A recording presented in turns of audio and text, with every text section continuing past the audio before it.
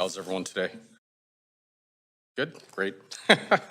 Good morning and welcome to the Vancouver City Council Special Council meeting of Tuesday, November 29th, 2022. This special council meeting was called by myself, Mayor Sim, under sections 2.5A and 14.5 of the procedure bylaw for the purpose of hearing from speakers on the draft 2023 budget.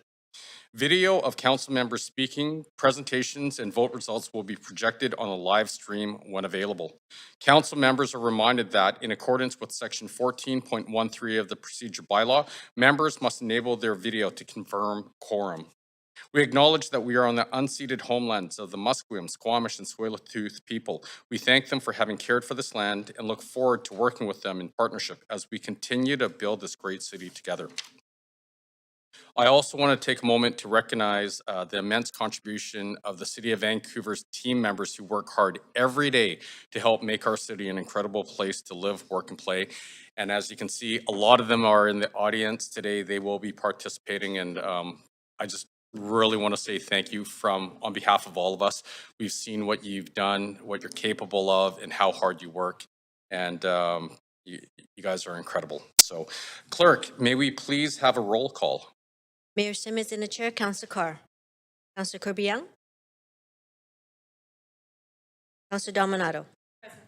Councillor Bly. Councillor Boyle. Present. Councillor Fry. Councillor Montague. Councillor Klassen. Councillor Meisner. Present. And Councillor Joe. You have quorum, Mayor Sim. Thank you very much. Okay, so the purpose of today's special council meeting is to receive a team member presentation, ask questions of team members, and hear from speakers on the 2023 capital and operating budget and related reports. Debate and decision on the 2023 capital and operating budget and related reports is scheduled for the council meeting on Tuesday, December the 6th, 2022. The plan for today is to break at noon for lunch and return at 1 p.m. to continue with the agenda. If needed, council will break at 5 p.m. for dinner and return at 6 p.m. to continue with the agenda. Council will adjourn or recess at 10 p.m. unless council resolves to extend the meeting before that time. If an additional day is required, we will reconvene this meeting tomorrow at 1 p.m. We will begin with the team member presentation, followed by a round of questions to team members, and then hear from speakers. If you have any questions during the presentation, please email them directly to Patrice Impey, General Manager, Finance, Risk and Supply Chain Management, so that team members may prepare responses. We will begin with the team member presentation, starting with an introduction from the City Manager, Paul Mockery. Thanks very much, Mayor Sim. Good morning, Council. So I'm going to keep my intro really short this morning because Patrice has got a lot of content to work through. This obviously is the first kind of step in the budget process for 2023, both capital and operating. And as it's an election year, we're taking a bit of a timeline, particularly on the operating budget. So yeah, this is no decisions before you today. This is really an opportunity for you to kind of get the first presentation from staff, ask questions of us at this stage, including information that we may need to follow up on, and then hear from speakers. That's kind of the agenda for today. But with that, I'll turn it over to Patrice to walk you through the detail. Thank you. Great. Thank you, and thank you, Mayor and Council. So we're very pleased to be here today to begin the discussions on the 2023 budget. I'm joined today by our number of folks from our finance team and also our city leadership team who are here to, as Paul said, answer any of your questions and share the budget information with you today. And I do want to thank you, Mayor, for your thanks to the team. I'd like to also extend my thanks to our team. It's a huge amount of work that goes into this exercise, and I hope that in reading through the document, you've got a good sense of sort of the city's budget challenges, opportunities, and sets a good starting point for you for your discussions. So as Paul mentioned, the city does have a practice of approving our budgets in advance of the new year, which is a best practice in budgeting. because it allows staff to continue their work and also to provide that continuity and transition from one year to the next. But our budget policy does contemplate the delay of a budget in an election year to provide a new council with time to set their priorities and apply those to the budget. So this current state budget is considered an interim budget that will guide our work until a final budget is approved. It'll also provide time for council to set priorities for their 4-year term, which would then guide the service plans and budgets for the city for the next year. And we'll talk about that. So the budget report that was distributed with the agenda, it outlines the city's current state based on our current staffing and services with no new investments, and really just updated for the known changes for 2022. So as I mentioned, that will be our starting point until such time as council directs us otherwise. And again, it's to give you information to start the work of understand the work that's currently underway and to starting point for those discussions. But you will note that we are on recommending that council approve the capital budget before the end of the year and providing more time for the operating budget.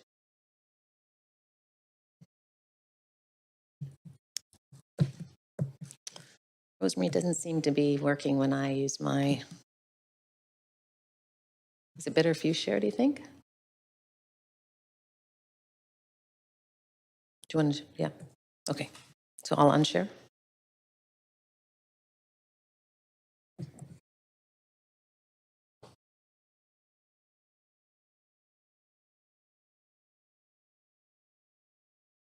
Great. Thank you. Great. Thank you. If you could advance the slide. So again, the objective is to provide council with the information for the 2023 current state budget to guide your future decisions. Next slide.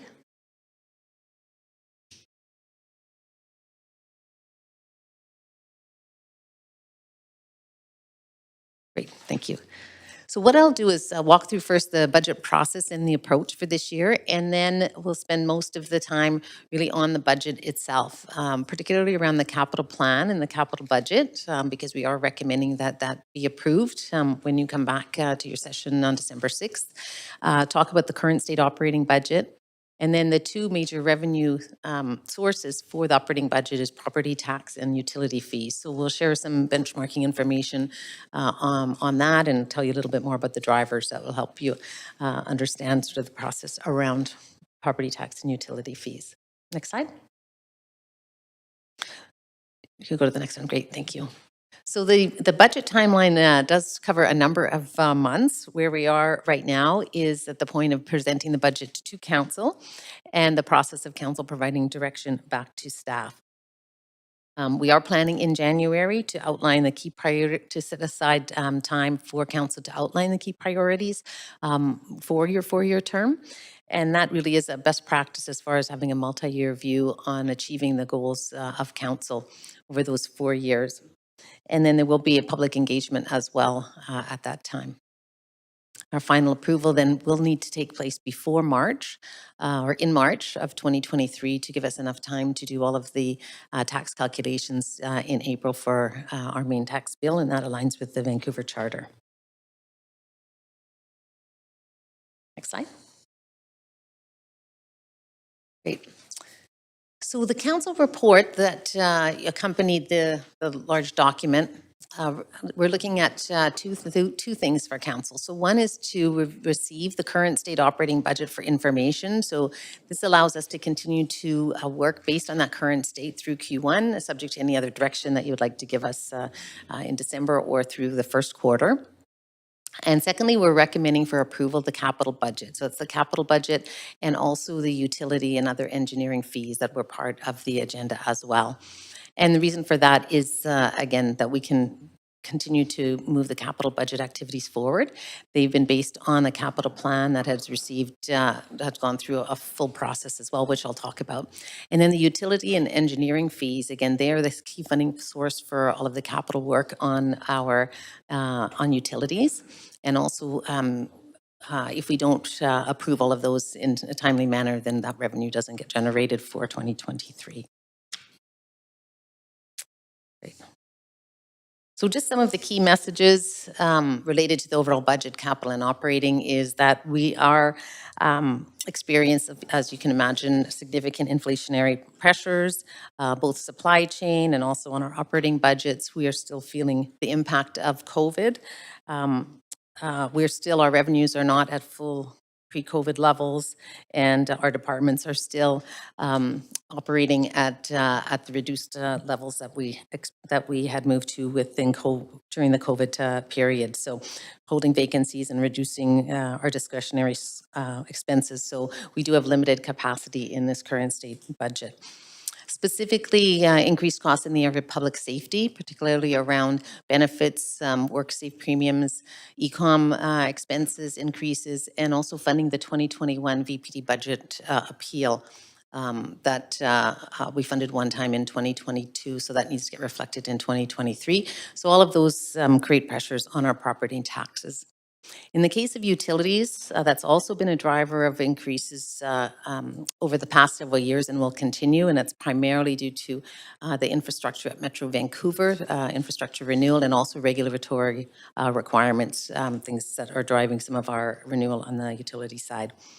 And as you know, we still will be having challenges with our tough labor market, and so that is going to, that with the vacancies that we've been holding, does constrain the capacity for our staff to take on additional work internally. So those are some of the challenges as we sort of prepared the current state budget. Right. So I'm going to move to the capital plan, and I'll spend some time in this area because we are asking you to approve the capital budget. So I'll walk through some background on the plan itself. I know some of you were part of approving the last capital plan, and that is what really informs the budget.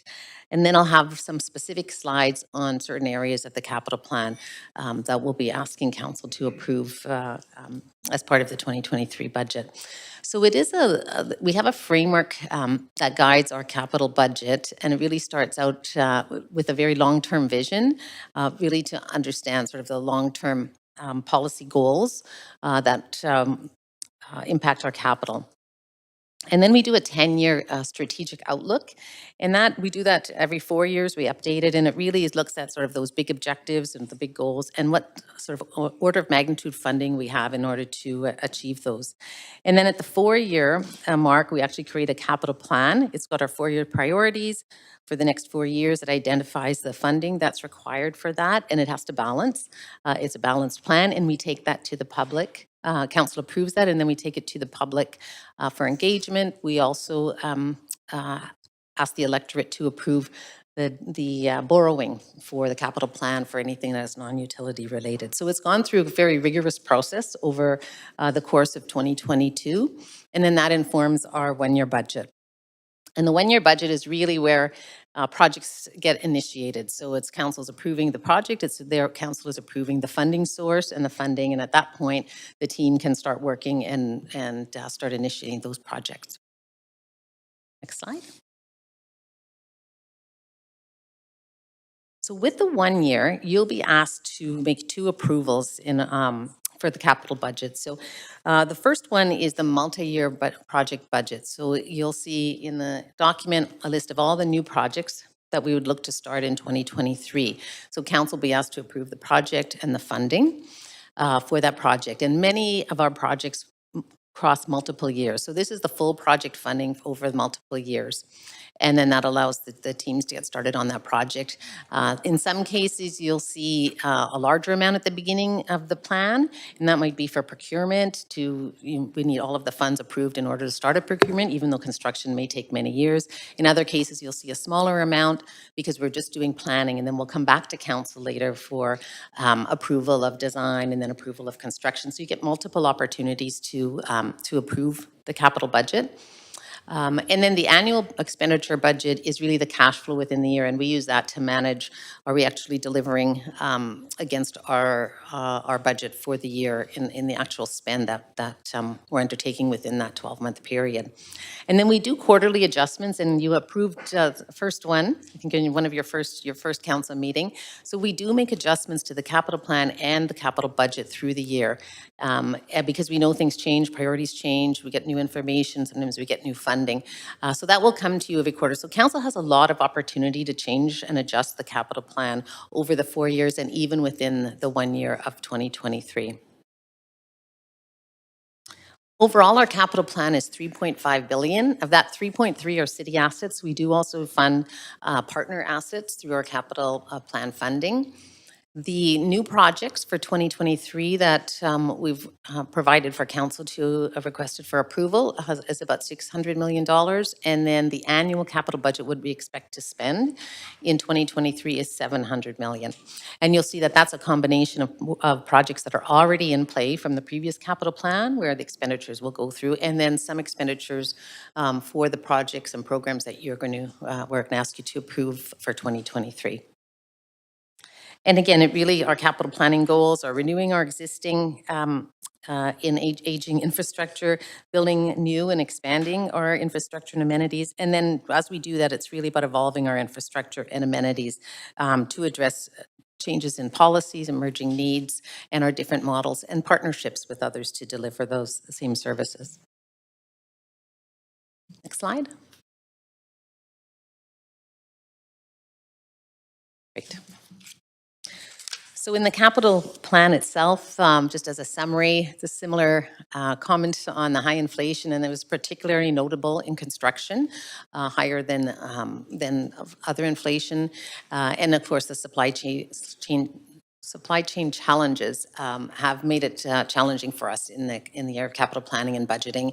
You'll see we have almost $1 billion that's unspent, or that's still kind of carried over from previous budgets and previous capital plans. So that is going to be our first allocation into the 2023 budget, and then we'll add the new requests that are coming to you. Can you just go back one slide?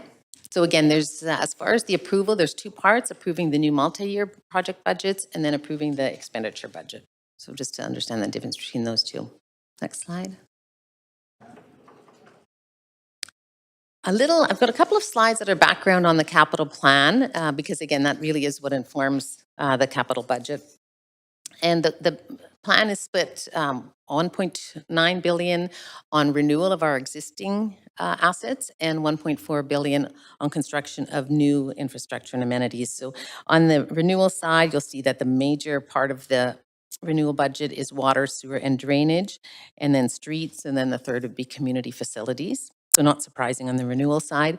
On the new side, the largest is housing, then followed again by community facilities and streets. So you can see the size in the pie chart there.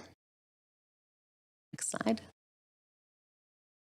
And then another key part of the capital plan is the projects as well as the funding source. So not every asset is funded in the same way, or every project is funded in the same way. You'll see that we have pay-as-you-go funding, which is, for instance, the current year utility revenue will fund the capital work in utilities. So that's pay-as-you-go funding. And then also we have in-kind contributions from partners, from developers, and that comes to us during the year. Then debt financing is about 21% of the funding source. And then we also have reserves. So debt financing is, we'll pay for it over time. And capital reserves is where we've collected funds over time, and now we are applying them to a project. Next slide.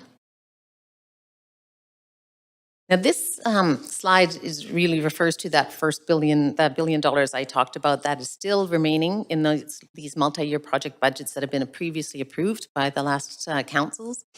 And so those projects are continuing, and they will be delivered over the period of the next few years. Of course, the biggest amount will be in 2023. And so you'll see that reflected when we talk about the new requests for 2023. It'll be in some cases lower in the first year because we've got a lot of work that's already undertaken that is continuing into this year. Right, next slide.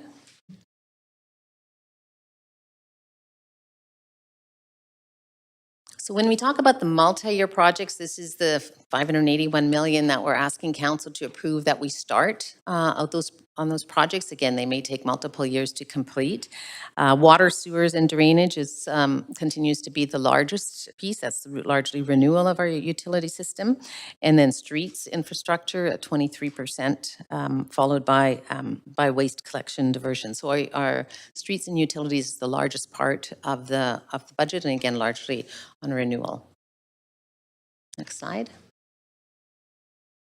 And then this is the expenditure budget. So again, how much are we going to spend in that year, even though a project might span multiple years? And you can see that we are looking to grow. The capital plan has grown in the last plan and this plan as we continue to grow the city and our infrastructure renewal. We have been challenged in our expenditure side over the COVID period. That's supply chain issues, ability to do proper engagement, et cetera. So you can see that we did not ramp up in 2022 as we had hoped. So 2023 is a higher number than we've had before, and we'll be focusing very much on the delivery for capital over that year. And then you can see in the color scheme that the majority of the 2023 budget is actually related to continuing projects from previous years, and then a portion of the new projects. Great. We do our capital planning. We do it over our service areas, and you can see that we have 11 service areas and then something we call emerging priorities, which is funding set aside for just what it says, the priorities that may emerge over time. So I'm going to walk through a slide for each of those, and that will give you a sense of what you're being asked to approve, particularly on the multi-year projects, so the new projects that would start in this year. So the first section is housing. I'll spend a little bit of time to help you understand the chart. On the top left is the total amount in the capital plan that's for housing. And again, that doesn't have to, that's not all being approved now. That's part of the overall plan. And then each year, as part of this process, you would approve that funding. And then you can see over the 4 years, that gets how that is going to spread out for the city budget. And then if there's in kind of from developers, then you see that noted there as well. So in the case of housing, a large portion of our housing is received in kind through development. And then on the right-hand side is the funding source. So is it a city funding source? Is it a development funding source or partner? And again, a large portion of housing is funded through development. And then what the chart shows you is just a few highlights. And again, in your in the budget document, there's a lot of detail around each of the projects that make up that $35 million. So you can look in detail at what the specifics are. But here's a few examples. So in the housing area, it's land acquisition. And in that case, there's nothing budgeted at this point in time for you to approve for 2023 because we don't have any specific acquisitions in mind right at the moment. And that tends to be more not as much planned as opportunistic. So we will come, again, the process is set to come to council when more information is available. So once we are ready, then we would bring that to council. So you'll approve those more in the quarterly budgets. We do grants for housing. So there's a pretty significant part of our budget that is in grants. So you're being asked to approve the grants for 2023, 16 million, and over the plan period, it would be 65 million. We have on our SRO programs, there's a small amount this year, but the bulk of it will happen through the rest of the plan, and similar with shelters. And then we have about 750 units of housing, as well as new secure about $300 million, and also new secured market and below market rental units, about 35 million. So that's the housing piece. We do have a number of projects that are already in progress from our current plan, and that's using, again, prior capital plan dollars. An example would be the Cole Harbour social housing, Little Mountain. So there's a number of activities that are underway already in housing. Next slide. Childcare, again, I'll move a little more quickly now that we've gone through sort of the structure. The plan has about 136 million allocated to childcare, 13 million for 2023 of new projects you'll be asked to approve, and you can see some highlights there in the around our 0 to 4 childcare. RACAM childcare is in this plan, though not no additional funding needed in 2023, as we're working with our planning dollars already. And then we also have grants for partners and in-kind projects. Also, in our childcare space, we do achievement of childcare through development. We have a number of projects that are actually already underway from the last plan, and that includes David Lloyd Elementary School and Eric Hamber Secondary School, Cole Harbour Elementary School, and a number of others. So there's a lot of work already happening in childcare that's already approved and underway. Next slide. Great. Next is parks and open spaces. There's $211 million in the capital plan. Council's asked to approve $23 million for the 2023 budget. And again, you can see the categories: land acquisition, parks, new parks or expansions, funding for renewal, track and field facility, and park buildings, and then also the in-kind projects such as Oak Ridge Center. So we can see the current year and the 4-year. And that is also funded through both city funding and development funding. Next slide. Arts and culture, 145 million over the plan, just 10 million at this for 2023. And you can see that the biggest, one of our large ones will be the Peony Outdoor Amphitheater that right now has planning dollars. And so it will come back through the course of the plan for the construction dollars.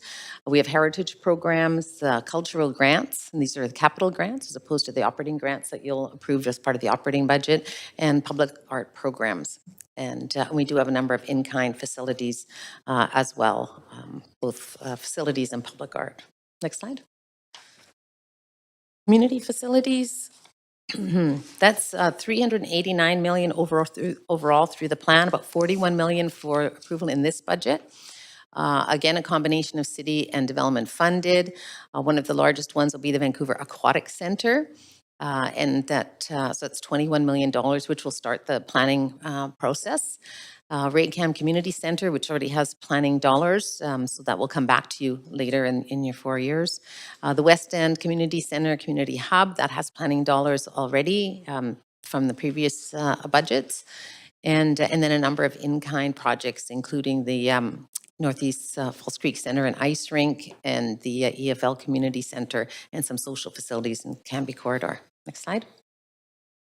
Under public safety, there is, this is a total of 105, and you can see it's broken down between police, fire, and animal control, which we categorize under public safety. So about 17 million in this budget for your approval, and it's primarily city funded. There's a small amount for planning for the police headquarters.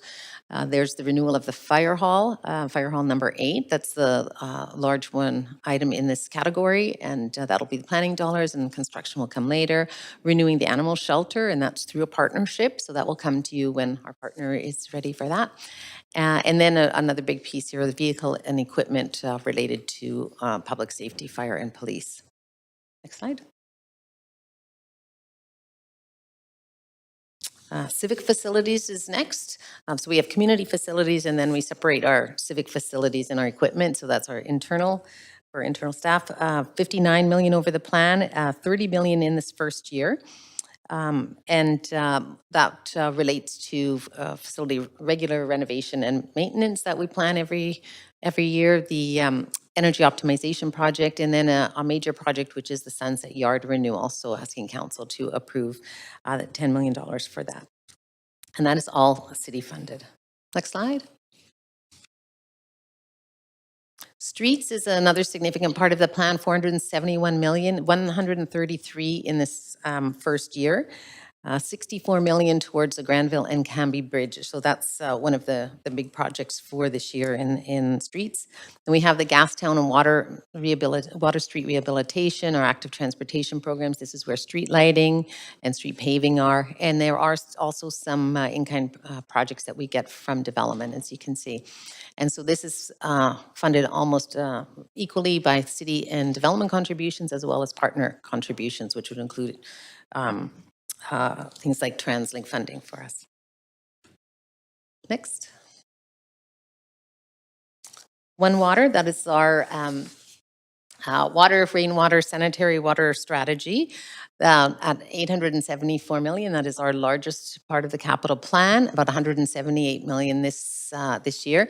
And you'll see that this one is a little more equal over the 4 years because many of them are programs that carry on fairly equally over the 4 years.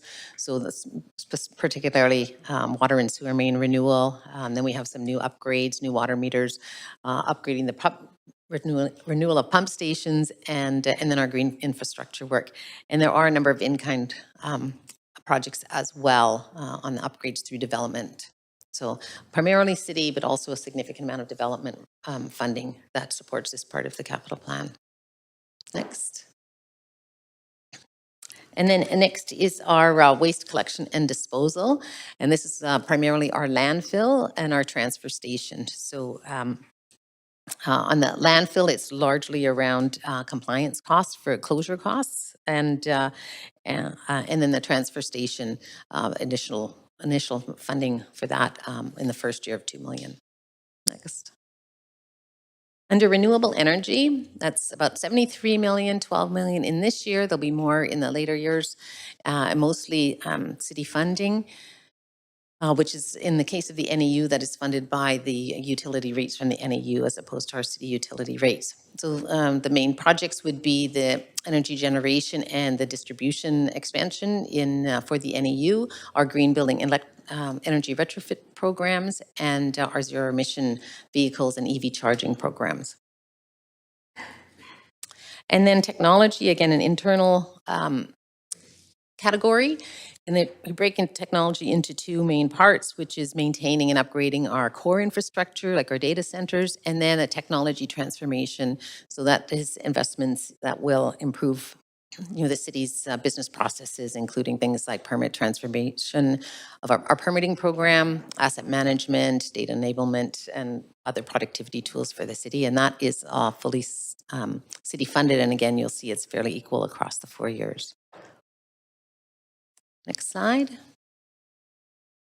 So this is our last category, which is the emerging priorities. We've set aside about 155 million, and you'll see it's for things that we don't have projects for specifically today, but we anticipate over the next 4 years the need for additional funding. Probably one of the most important ones is the senior government partnership, where often the government will ask us, senior government will ask us to match or provide some contribution as well. So we've got some funding set aside for that in the future. We know that climate adaptation is an area where we are have many needs and are limited in our capacity, but there is money set aside for that, and there's an example of the seawall. We have contingency set aside for inflation as well as other unknowns, and then the delivery is really the funding where we have for sort of our internal costs supporting the capital plan. So that is sort of ends the section on the capital plan. And again, capital plan and capital budget, and we are asking council to approve the capital budget for this year. Again, it's following on a fairly extensive capital planning process that has gone through public and council review already. So that is the approach on capital. And then I'll just move on to operating.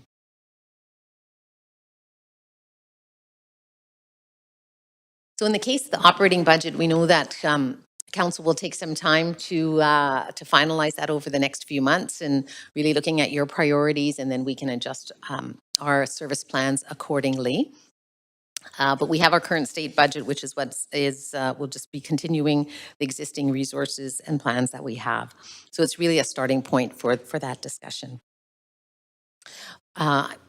And just to highlight, as we do the priority setting, as we did at the last council, it's very helpful in helping staff understand what the priorities are for the next few years, because changing things on an annual basis is often too short of a time period to really make an impact or to be able to plan. So planning over for a 4-year period is really preferred. So we'll do that work with you in the first quarter.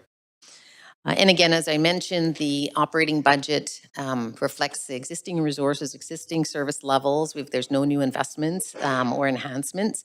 But even with that, it would require a 5% property tax increase to balance the budget.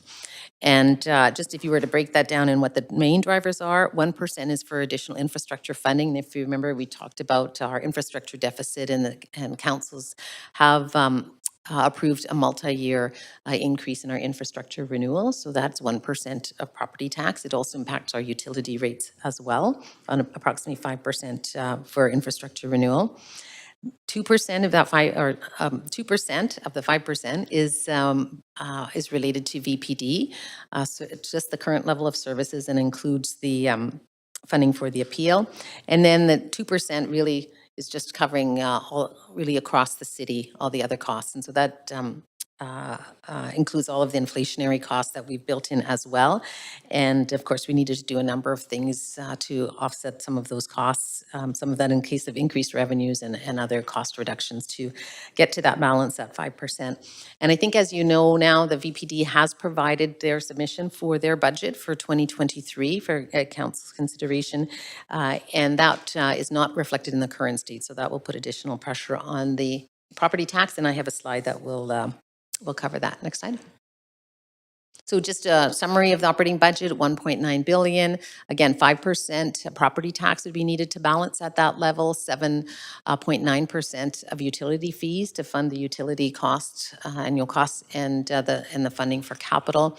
And then the current state budget assumes revenue increases for other fees in the 3 to 5% range. So some of them have already been approved. Previous council approved, for instance, permit increases. Other ones will be approved. For the park board, will need to approve their fees, and those fees will get approved over the next few months. And this chart just shows you some of the key drivers of that current state. So it shows a growth of 9.5% overall in revenues and expenditures. I should, the first line really there notes that part of it is a change in our reporting process. We didn't in the past budget for empty homes tax because we didn't have a really good sense of what the trend and the revenues would be. So we booked those in our actuals, but not in our budget. So we've made that change this year, and so it's included in our revenue. Without that, the growth rate would be about 7%, and you'll see that's sort of our average that we're expecting over the next 5 years. And I think we've talked about some of the other drivers already. So when looking at the operating budget, these are our revenues, and I think the key piece to note here is that over 3/4 of the city's revenue really comes from property tax and utilities fees. So there are other revenue sources. They are quite small relative to those two areas, and so we'll talk about those two a little bit more as far as trends. Next slide. Looking at it from an expenditure point of view, you can see that public safety, so police and fire, make up in total about 29% of the operating budget. And again, those are funded primarily from property taxes. Utilities make up 23%, and they're funded by utility fees. And then total engineering is about 29% of the total. And then you can see the community sort of expense areas like parks, libraries, about 20%. And then the remainder is funding for our capital plan, which of course supports all of those areas, as well as our corporate support. And then we have some transfers and contingencies. So this next slide is kind of an important one because it helps to explain how the funding works for the city's operating budget.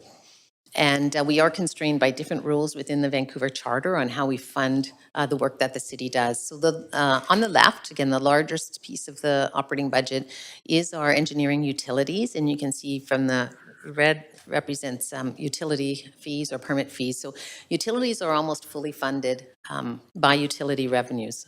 And you can choose to fund utilities using property tax. That's within council's jurisdiction, but utility fees cannot fund anything other than utilities. So we're limited as to the use of utility revenues.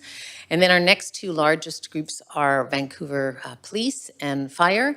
And again, those are largely funded by property tax. Those are also utilities, and public safety are two of the largest. Over the last 10 years, the city's growth has been driven largely from utilities and public safety costs. So that's the pressure on both utility fees and property tax.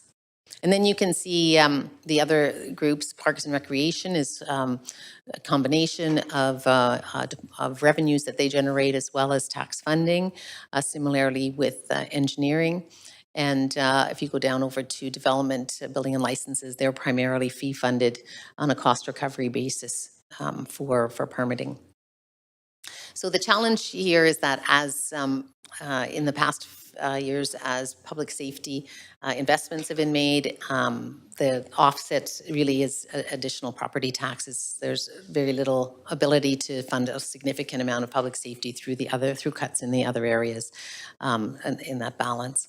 And difficult to find other fee revenues because they need to be associated with the utilities and the permit costs specifically. So that's sort of our challenge on the operating budget, is identifying different revenues or new revenues, or a lot of pressure on utility fees and property tax. Next slide. So this slide just has some specifics around the current state budget, things that have been incorporated in there, and we talked about some of the costs. There were also some savings that were incorporated in there for our mobility and wireless services. We've included an operating impact of new capital that is projected to be delivered this year, and so the operating cost to support that. And then I did want to note that to keep it at a 5% increase, the city departments, we actually increased our turnover allocation. So that's our target for vacancies. So while continuing with the vacancies that were held during the pandemic, actually increasing that somewhat. So all of the departments are holding a percent expected to be managed through attrition. We had deferred discretionary spending through the pandemic. That's still deferred. And as well, we've been continuing to look at holding all of the efficiencies and offsets that we'd identified through COVID. So it is very tight on the side of city departments' expenses, which is why we have that capacity limitation on taking on new initiatives without other adjustments. We did adjust for a number of revenue changes, in some cases, new revenue that is coming back up to pre-COVID levels, and then some assumptions around program fees and utility fees in order to balance the budget. Next slide. So with that, there are some ongoing risks. We have all of our collective agreements will end at the end of 2022. So that obviously has a significant impact going forward. We have benefit increases that are continuing, that we've continued to see grow over the last few years. We know that the living wage has increased. We're need to understand the impact on the city's budget for that. And again, the understanding how the labor market challenges will impact. And we are still at risk of revenue shortfalls in 2022 because all of our revenues have not returned to pre-COVID levels. So we need to manage that. So these risks will all change over the next months. Some will get worse, some will get better, and we'll take that into account as we work on finalizing the budget in the first quarter. So then, one extra slide that we added here was just to give you a sense of the impact of the VPD budget that was presented to council. It's not reflected in the current state. The budget that was presented is about $21 million higher than the current state. So if we just adjust that for property tax impact, that's an additional 2%. So there was already 2% property tax impact in the current state. So that would take that up to 4%, specifically for VPD to fund those increases within the VPD budget. So again, something to work through over the next few months. So, and next, I've got just two sections left. One is just a little bit on property tax and then on utilities, because those are the two big revenue drivers. And when we talk about affordability, of course, it's about understanding how our taxes and utility fees impact our residents and property owners. So first, just a reminder for council that you approve the city's overall budget, and then we divide that by the assessment base, and then that determines what our tax rate is. So we don't generate higher revenue when property values rise, and our revenue doesn't go down when property values drop. We adjust for that in our calculation, and that's where some cities, particularly in the U.S., have a different process. That is our process in BC. And we do strive to make sure that our property tax and user fees remain competitive.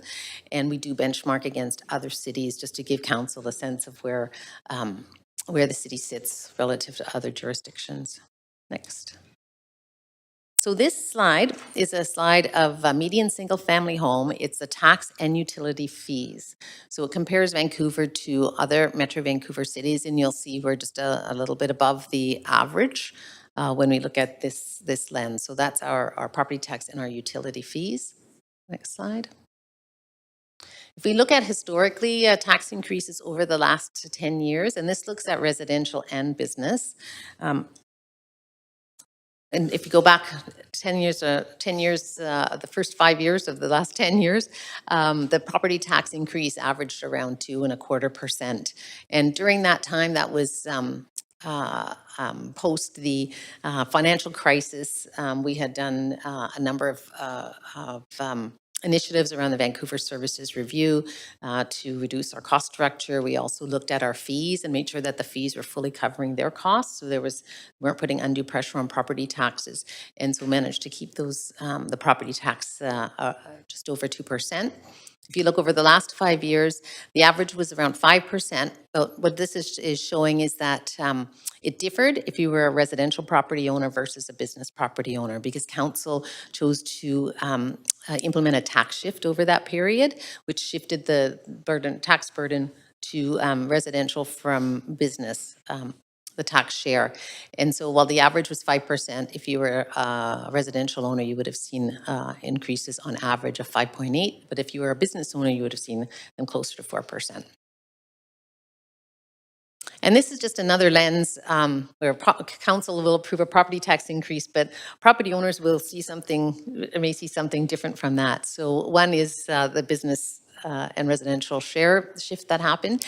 And this is another one is comparing single family homes to strata. So we have one tax rate for residential, but you'll see that over the last 10 years, single family homes have increased in value at a higher rate than strata. So that means that property taxes paid by single family homes will have grown at a faster rate than strata. And you can see even in the 2016-17, when single family home prices were accelerating, that strata, the average strata actually dropped from one year to the next in their property taxes. And then that's changed again near the last few years, where the single family home had stabilized somewhat and the strata values had gone up. So just interesting that you'll hear, like for you to understand that, because you'll hear different things from different property owners and what their property tax has done, and those are some of the drivers. Next slide. So we spend our time here talking about the blue section of this pie, which is the tax and utilities that the city, on the tax bill from the city. But when a property owner gets a tax bill, it's actually almost twice the size of what we talk about, and that's driven by what we call other taxing authorities. The primary one is the school tax. And that gets allocated again based on assessed values and uses the property tax structure. Metro Vancouver also uses the property tax structure as well. TransLink is also able to levy property taxes. So we don't have any control over those taxes or the rate at which they increase. That's determined by others outside of council. So you really only have control over the blue section. So when we look at affordability, you're not fully in control of the total. Next slide. So with that in mind, this is a similar comparison, but it's the median single family home, but it is the property to the tax bill, utility bill, and includes the other taxing authorities. And you can see with that, Vancouver has moved up the chart somewhat. And that is because most of the OTAs are allocated based on assessed value as well. And Vancouver tends to have a higher average assessed value for a single family home. So that single family home will pick up more of the OTAs. Next slide. So we also benchmark our utility fees, and you can see that City of Vancouver utility fees are just slightly higher than the average in Metro Vancouver. And part of that is the age of our city, and that our renewal of our infrastructure drives our fees, our costs, and thus our fees. Next slide. And this is some comparators we do for recreation user fees out of the park board. So you can see Vancouver, when you're looking at the adult 1 month or 30-day pass, is near the lower end and about average for drop-in fees at pools, arenas, fitness centers. Next, so that's a little bit of background. There's in the report, there's a number of other charts and benchmarks for property tax, but we wanted to highlight a few of them here. And then the other piece is utilities. So in utilities, that includes our potable water, drainage and sewer, and the solid waste utility. Slide. And one of the biggest drivers of the utility rates is the Metro Vancouver infrastructure. So Metro Vancouver's infrastructure gets charged out to the municipalities, and then that gets reflected in the water rates that they charge to, through the water rates that they charge to municipalities. So you can see this chart where the city costs at the bottom have been growing, and that's our part. And our part is the renewal that we need to do for our infrastructure, which is aging. And the blue section is Metro Vancouver, and their renewal has driven their levy up 2 to 3 times over 2019 to 2026. And we expect that to continue because of the work that they're doing on the Iona treatment plant. Will drive up utility costs significantly for the city of Vancouver. So it's one of the biggest drivers, and you'll see that when we look at the rate forecast for the next 5 years. Next slide. So here you can see the for water, sewer, and solid waste. You can see the utility rate increases that are forecasted over the next 5 years, and particularly in sewer, you can see 15% each year. We see those rates increasing. Again, the city's renewal program and Metro Vancouver's infrastructure deficit as well that comes back through to the municipalities. Next slide. And then we usually report what that means in terms of dollars. So this is for a median condo or strata unit at $759,000. That would be an increase of about $58 a year for property taxes. Again, their utilities are generally charged through a third party, not through the city. For a single family home, the increase in taxes would be $153 and utilities $143, and then the change for business property $256 and $138 for utilities. And again, that's at the current state budget, not any changes that council would be making to this. And then just speaking about our 5-year plan, financial plan on the operating side. We do anticipate that our expenditures will continue to grow at sort of an average of 7% over the 5 years. And for the 24 and 27 going forward, we see property tax increases still on average at 7%, and utilities are averaging 10%. So there's still lots of pressure on both tax and fees in the 5-year outlook. And part of what's included in there is rebuilding the reserve at 1% property tax to get us back to our reserve target of 16%, which we had depleted during COVID. And then also funding for the operational reviews for VPD and fire, renewal and maintenance of our infrastructure, and then building in some of the water and Metro Vancouver utility charges. So just continuing with that, that's what we would be looking at over the next 5 years. So again, as far as the council engagement schedule, we're today at the presentation speakers and taking any questions from council. And then we will be back on December 6th to get any direction and interim decisions from council. I just have a couple of slides on public engagement and priorities just to close us off. We do regular public engagement as part of the budget and the capital plan. And so we just wanted to share with you the top priorities, both like in the past 3 years for the budget have pretty consistently been delivery of core services and housing and affordability. When we looked at the capital plan engagement, it was housing, infrastructure investment, and transportation and street use. As far as funding preferences on the operating budget, we consistently get The feedback that most prefer that we increase or introduce new user fees rather than raising taxes, but most do support a moderate tax increase. In the case of the capital plan, most of respondents preferred to rely on development contributions rather than property tax and utility fees, particularly for growth. And then other takeaways on the budget, substantial interest in public safety and social issues, as well as those two top priorities. And on the capital plan, concern regarding the infrastructure deficit, though the feedback was that the plan does reflect most of the people's priorities in the plan that was approved. For 2023, the engagement process will take place over the month of January. We'll do our civic satisfaction survey, which is through a market research group.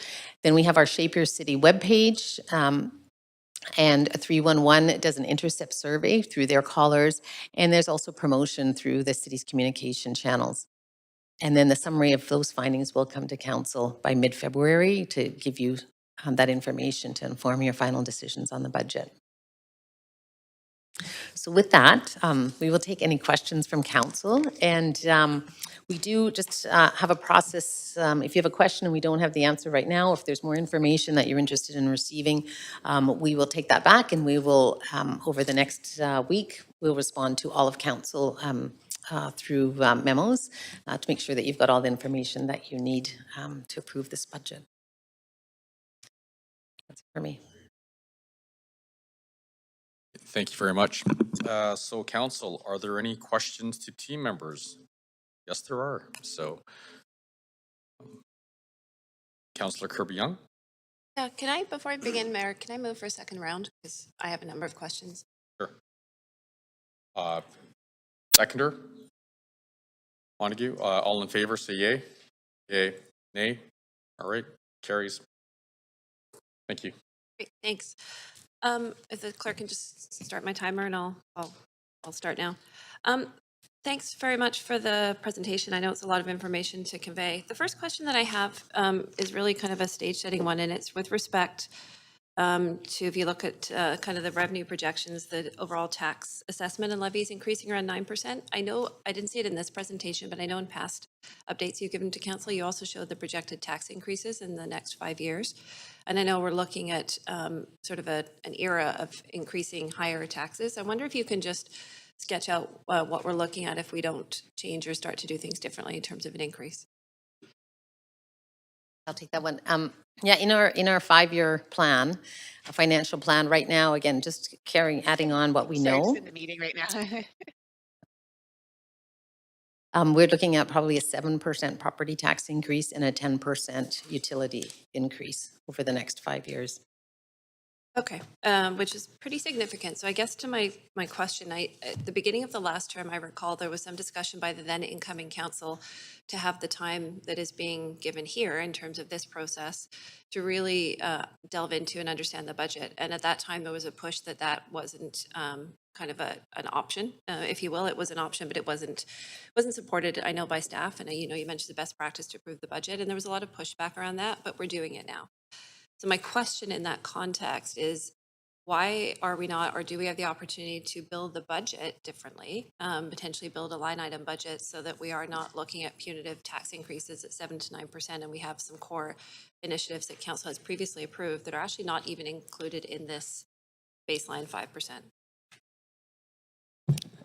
So I think that is the process that we would see taking place in the operating budget for over the next few couple of months. In that, the first step is to understand what the priorities are of this council, and then looking at what the current staff work is, and are there trade-offs that could be made. So in the document, there's a list of all of the initiatives that we're currently working on, and I think Paul has just sent out earlier this morning a number of spreadsheets that have all of the detail of initiatives that are not in this budget, but have been previous priorities, and then also how to outline the current state budget and how it's being split between those different priorities. So then council can use that and weigh in on trade-offs that you'd like to make. And generally, because it's largely funded by staff, it's going to be people. Yeah.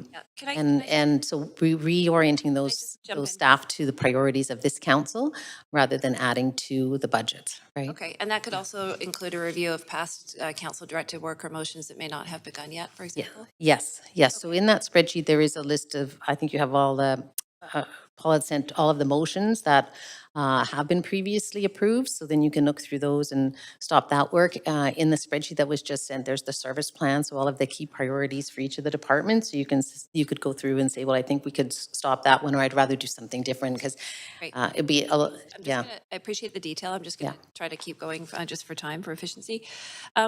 Can you sort of speak to why some initiatives that council has supported in the past are clearly signaled that it wanted to support, like the Vancouver Fire's Dark Horse Review, are listed as unfunded initiatives and not included in the budget?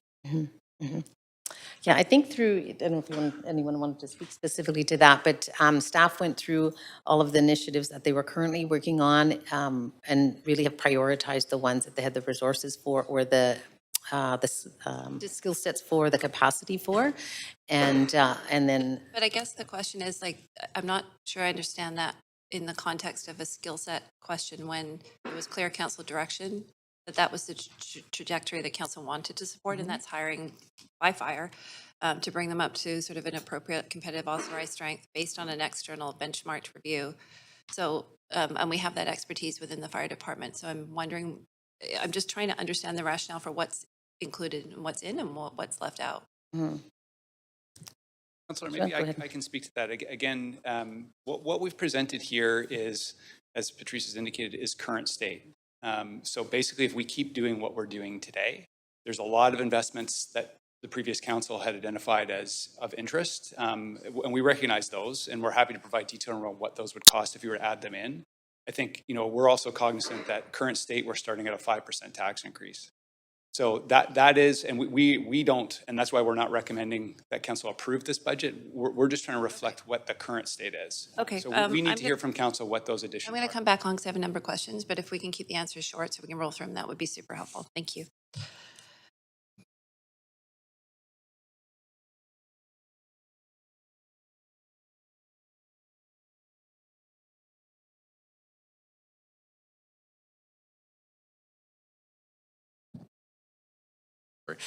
Thank you. So just looking at the bigger picture here, over the next 5 years, what inflation assumptions are you using for 2023, 24, 25, 26, and 27?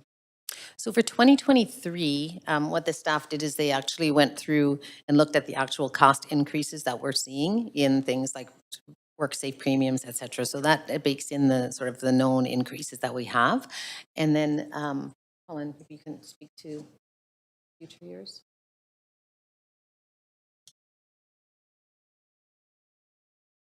Just ballpark.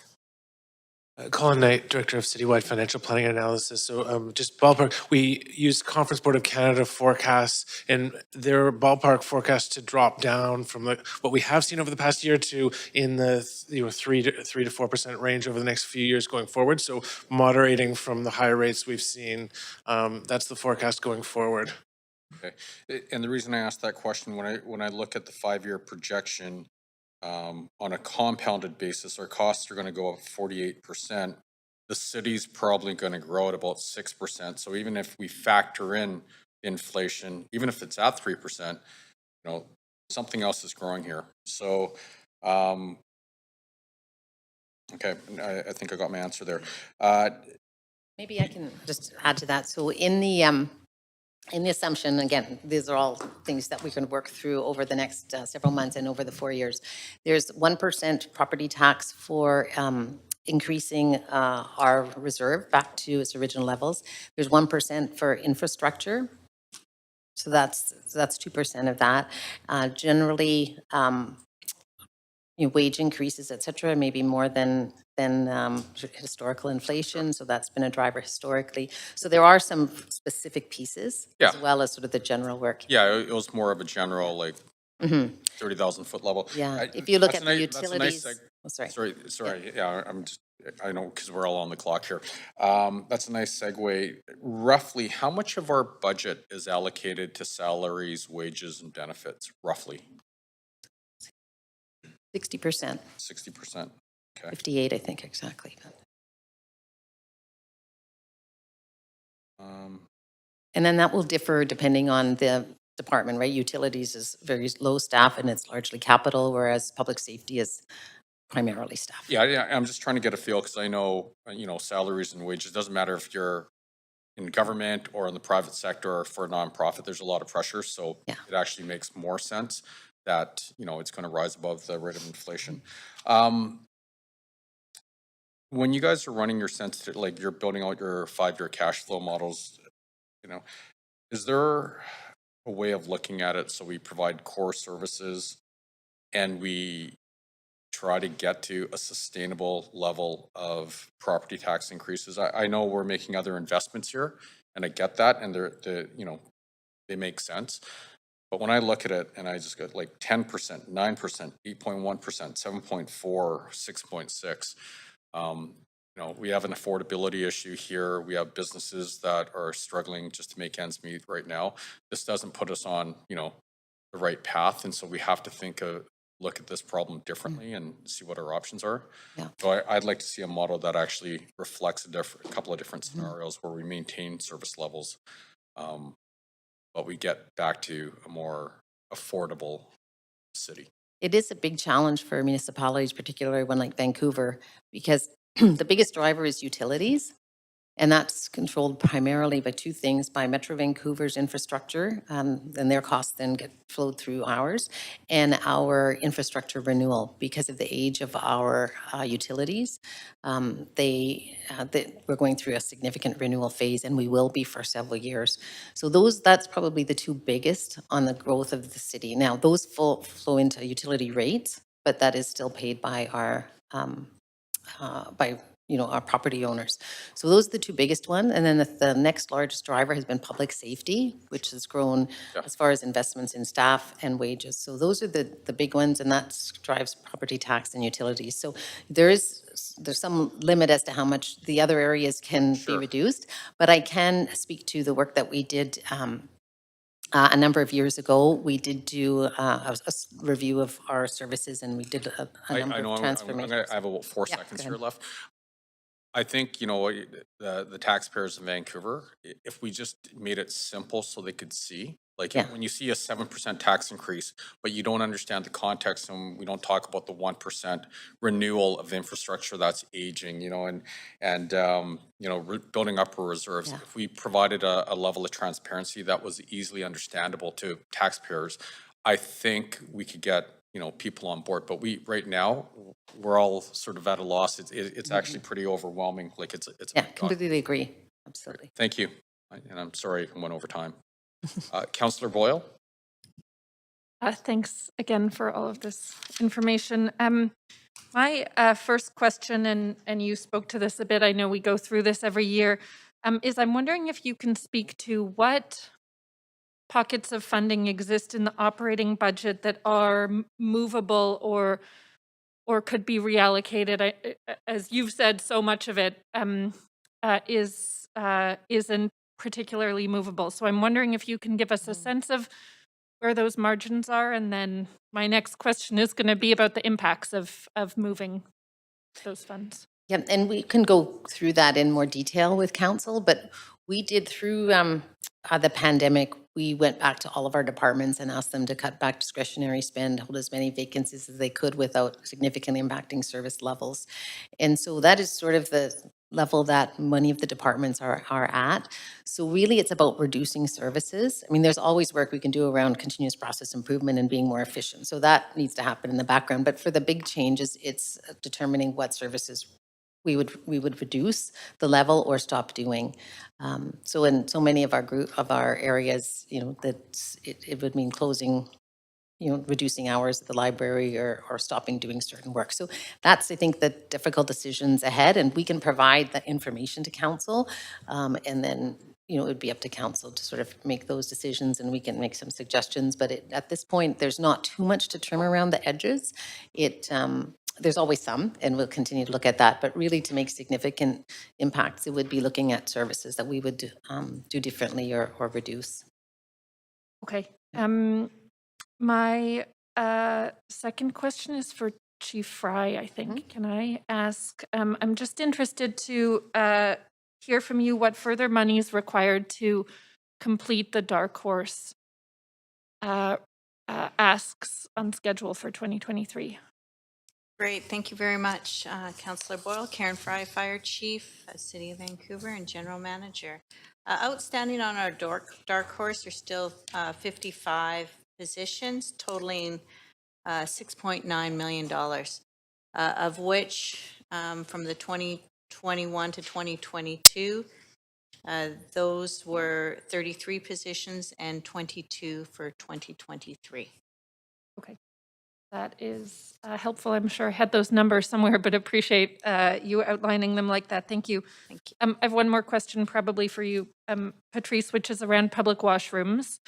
I know the previous council had directed and staff were working on a public washroom strategy, and those costs end up being a mix of operating and capital. I'm interested to know when that strategy might come to council and what it would look like to either earmark some funds ahead of the strategy so we can start implementing it, or what that delay would look like in implementation if we don't earmark funds. So the strategy will come back to council in the third quarter. Right. At that point, you can sort of make some determinations as far as where do you want to go with that. I will note, though, there are funds in the current capital plan, particularly in parks around washrooms, so that we do have funding that's still in place in the current budget. Okay, great. And then my last set of questions, and I'll ask what I can in this time, is I've just been looking at the list of priority initiatives that aren't included in the draft current state budget, and just wanting to confirm, because my sense was some of this work was underway. So the work around missing and murdered Indigenous women and girls, is some of that still funded in current state and some not? Sandra Singh, General Manager, Arts, Culture, Community Services. Thank you for the question. Yes, we do have a staff position to continue that work and some funding to support honorariums, to support community engagement. But any funding to implement initiatives would need to come back to council. Okay. Similar question around language access and language translation. I remember in last year's budget, council approved some additional funds to ensure that we're better translating city materials to be reaching more of our residents.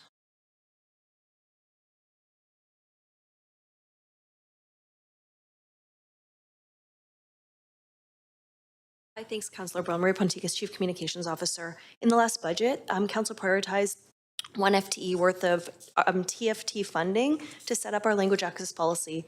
That is coming to a conclusion, and there would need to be a re-upping of that funding through the next budget to continue that position and the implementation of the policy. Through that work, though, we have been able to do directional work across the city's departments to implement language access and fulfill quite a bit of translation, including around our extreme weather communications, which you'll see now have full multilingual 5-language translation for the key core and critical components to reach more residents in multi-language.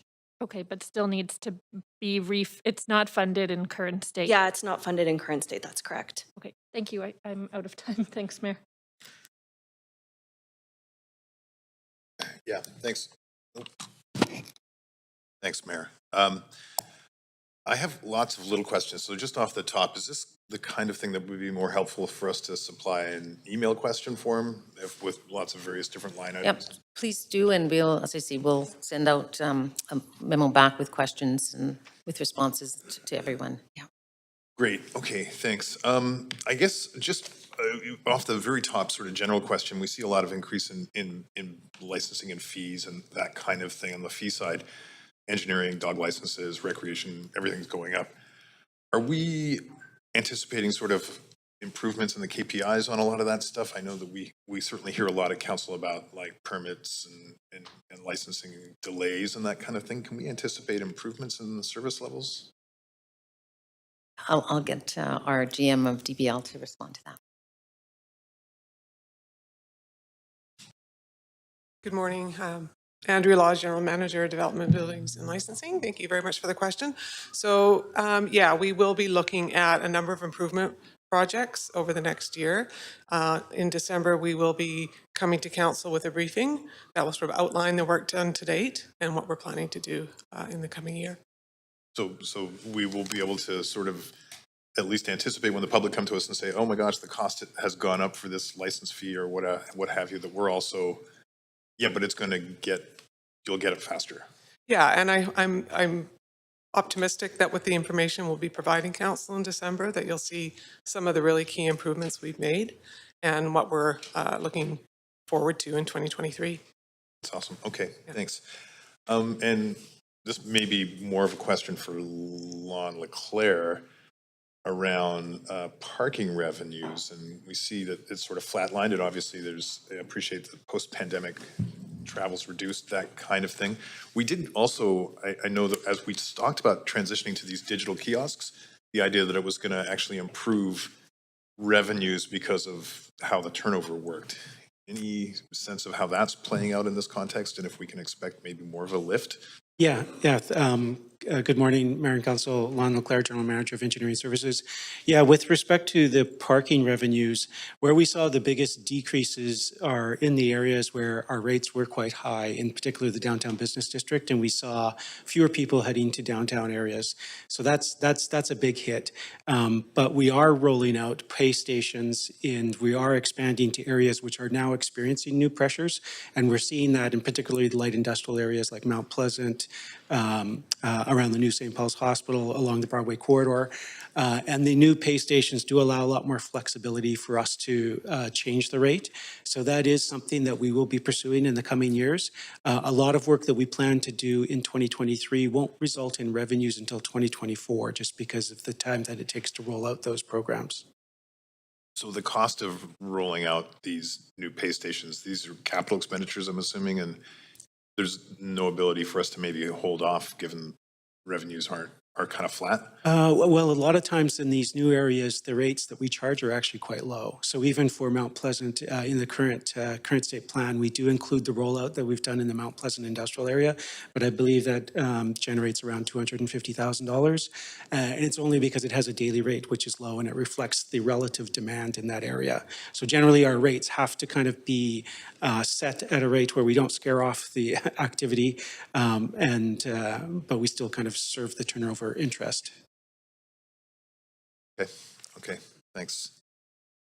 I noticed a line in here about relocating the temporary modular housing at 220 Terminal, $3 million in the capital. I must have missed that memo earlier.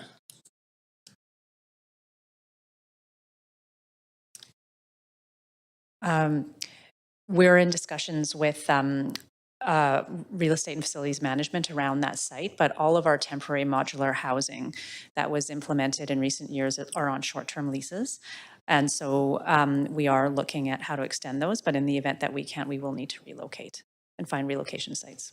You know, normally though, these are all provincial. 220 is ours, is that? So Yes. that's why we're bearing the cost. Yes. And what's the mandate to relocate it? That's one of the reasons why we're in discussions with REFM around their redevelopment plans. I see, so REFM potentially have redevelopment plans. Yes, we can bring that back to council in camera. Okay. All right, thank you. Yeah, thank you. My first question is a follow-up from Councillor Kirby-Young's question, I think, to Chief Fry. And that is regarding not just the operational review, the Dark Horse review, but the fact that in the Broadway plan, there was unanimous amendment supported by City Council to look at the kind of increased capacity needed given the increased population projected for the plan. And I'm wondering, I know that that will ultimately be capital, but when does the planning start for that, and why is there no mention of that in this budget?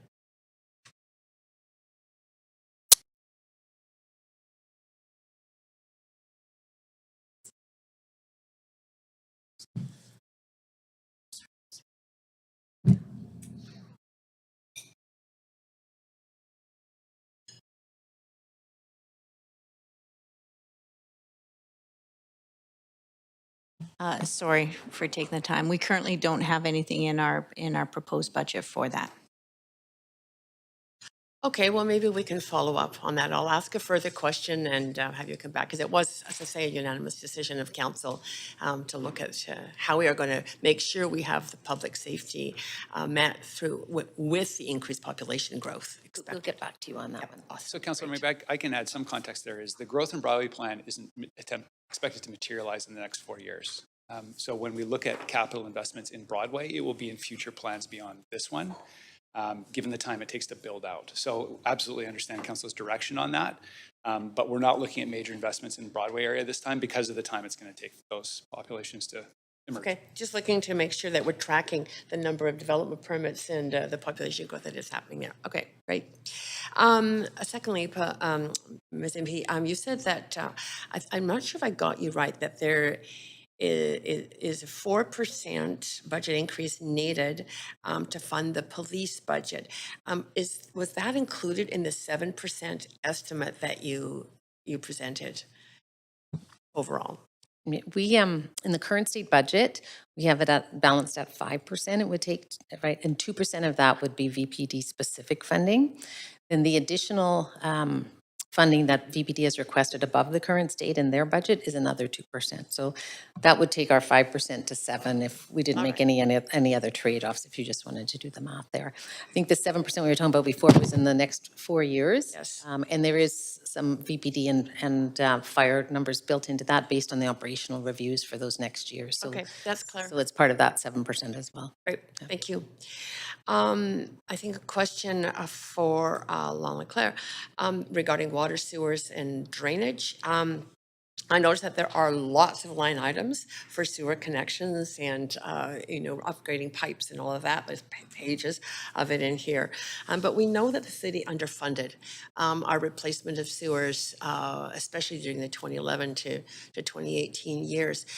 How far behind are we, and does this budget reflect an increased pace of replacement that it would be a better city standard, or I guess engineering standard, as well as responsive to climate change that is increasing pressure on our sewer system?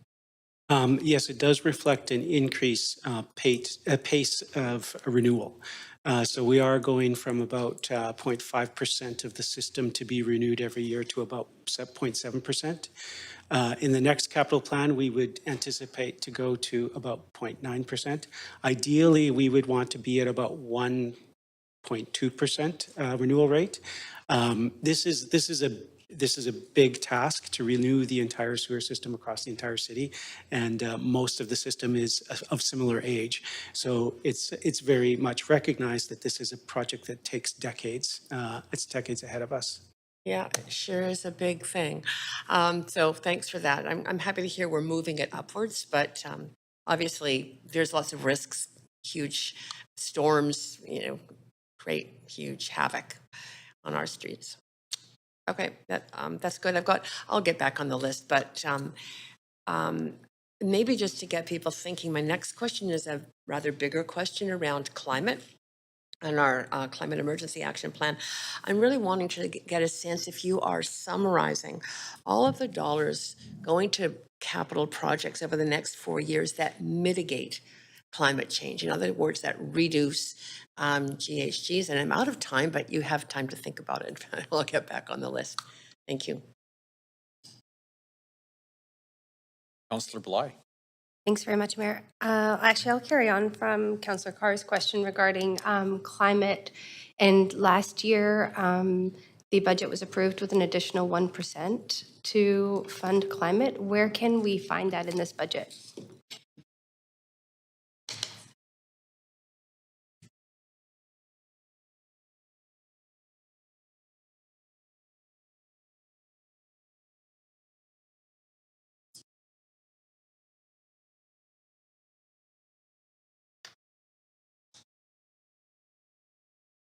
So in the, just to make it simpler around capital, we did email to you a summary of the major priority areas like climate, and it outlined the investments in operating and capital. So just overall, in this budget, there's $60 million in capital investments and 40 in operating that are going to climate.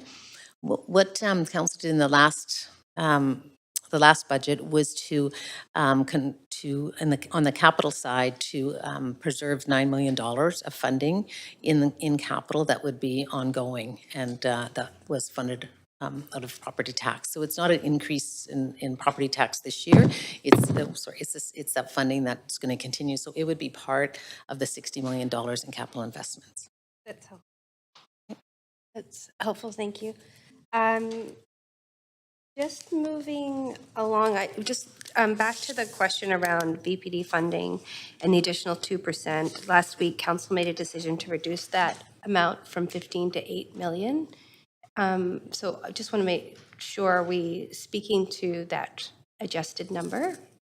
So the current state doesn't include any additional officers. It only includes that extra tax increases because of the appeal, to fund the appeal from 2021 that was decided in 2022. So that and other expenses within VPD are driving the current state to be higher than 2022, and the tax impact's about 2%.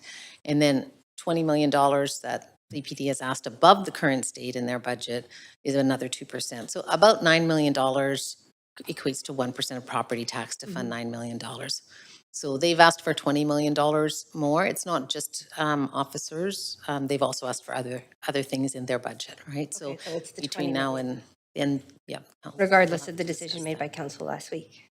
Counselor, maybe I can just speak to the VPD and the budget process. So under the VPD's requirements are to submit a provisional budget to council by November 30th.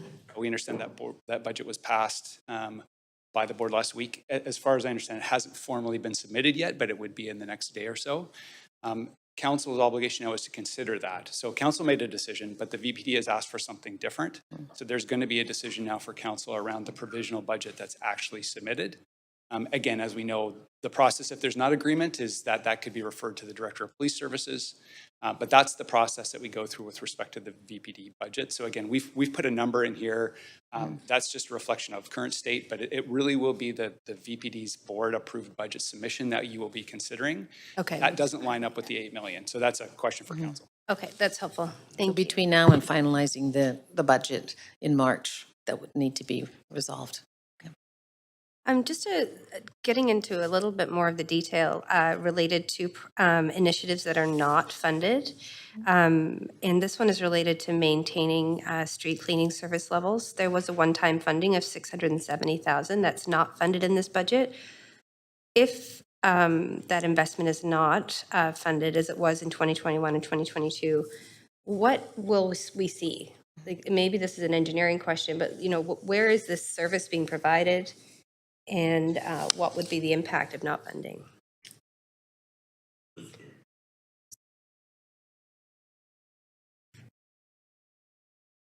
Yes, it would be a reduction in service. We actually have the details of that, and we could provide that to you in terms of the frequency at which we do the rounds and the impacts in the specific neighborhoods where council directed that additional street cleaning to happen. So we can provide that to you. I just don't have it handy with me right now. Okay, yeah, that would be helpful. I'd like to see that. And I have another follow-up question also, but I will come back on the list. Thank you. Thank you very much. Councillor Dominato. Thanks, Mayor. Yeah, a couple of questions. Thank you to the city manager, because I was going to ask the question around the VPD board budget in particular, and what we're seeing in this budget and what we anticipate will be received from the board. But I do want to go back. There was a slide presented. It was a historical view of property tax increases. And I would appreciate if staff could maybe walk us through the cost drivers. And if you go back in time, I think the slide had, was it 2011 or 2013? But of what's changed from that period of time where you're seeing property tax increases at 2.5%, to where we are today. And I've heard different stories over the course of the years I've been here about things that were not funded at that time that got kind of punted forward into the future, including police costs. And so I'd love you to, if we can't do it in this session, I'd love to get a memo that really gets down into the detail of what's changed over the course of these, 7-10 years and where we find ourselves today.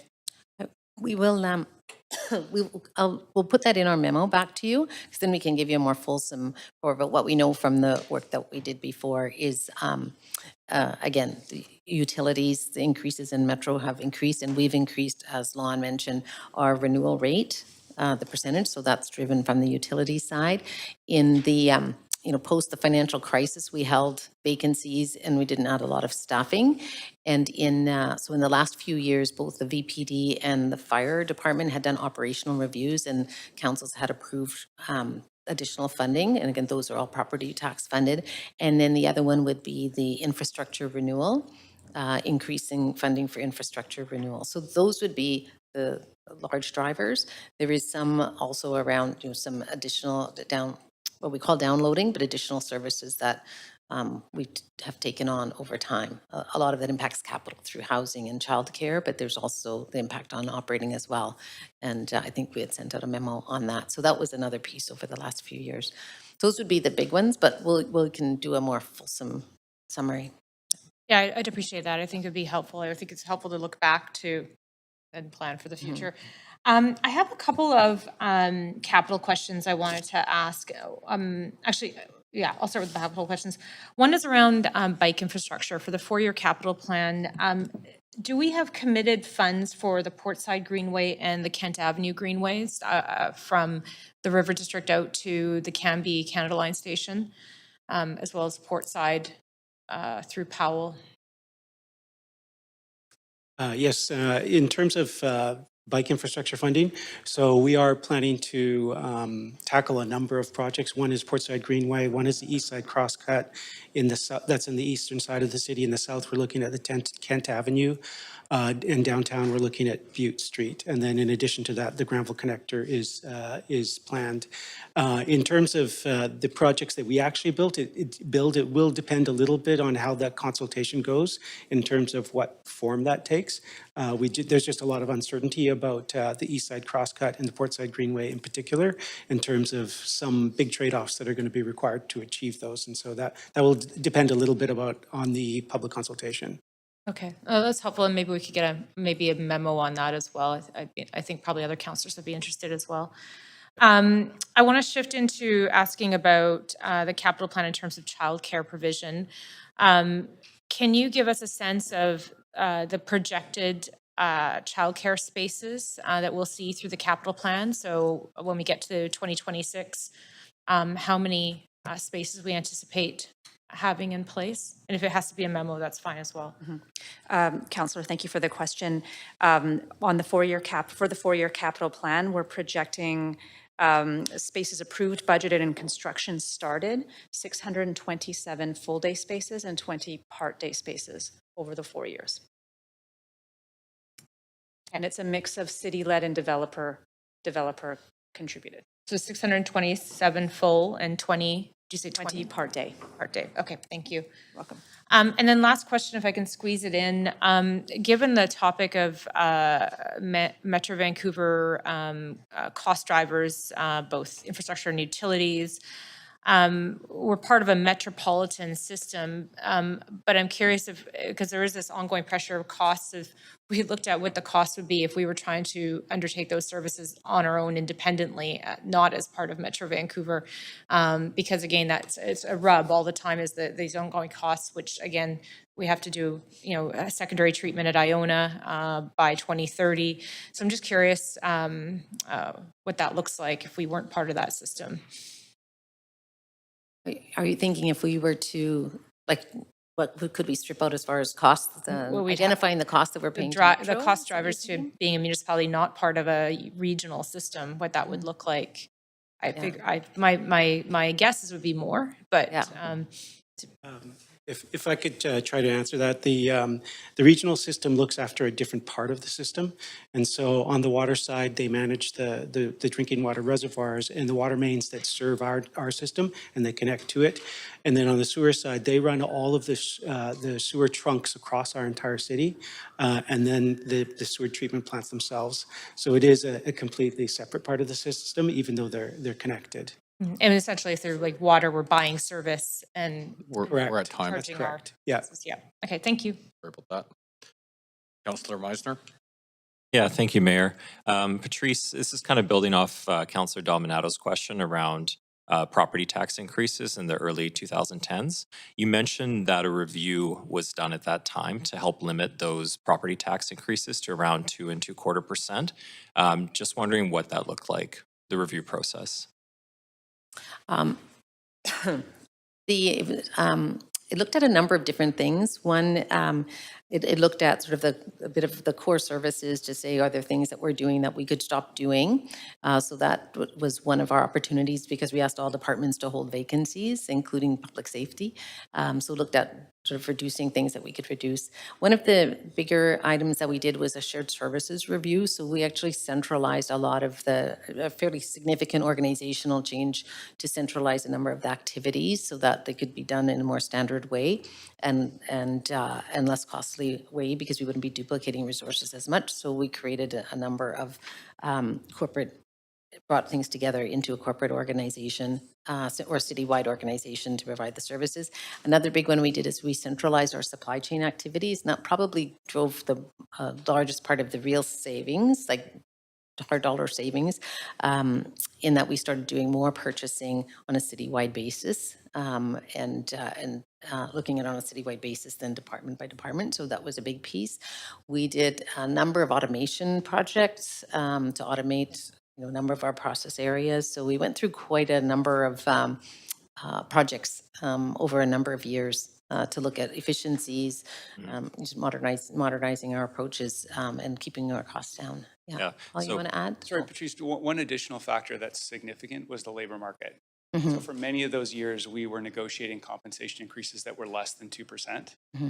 It was a very different labor market environment that we've been facing in recent years and what we're looking at going forward. Yeah, and inflation, of course, was lower at that time too. Right? Yeah, I'm just thinking, we were coming out of or recovering from the economic crisis at that time. And I feel that, we're in a similar position now coming out of the pandemic. So just wondering if there might be an opportunity to potentially find more savings there. My other question is around the capital plan. It's a real estate related question. I see we have $110 million for land acquisition. Just wondering, or I'd like to get a sense of how much land the city currently owns that's undeveloped that would be suitable for housing, and what's the plan for that $110 million of land acquisition over the next 4 years? That might be simple. Go ahead. Sandra Singh, thank you for the question, Councillor. We can bring to Council an update on land acquisition strategy in camera, but as you noted, we do have that budgeted as well as some costs associated with preparing land for housing development. And in terms of the larger discussion around the city's land acquisition, that would be the real estate department. And is there someone here from real estate?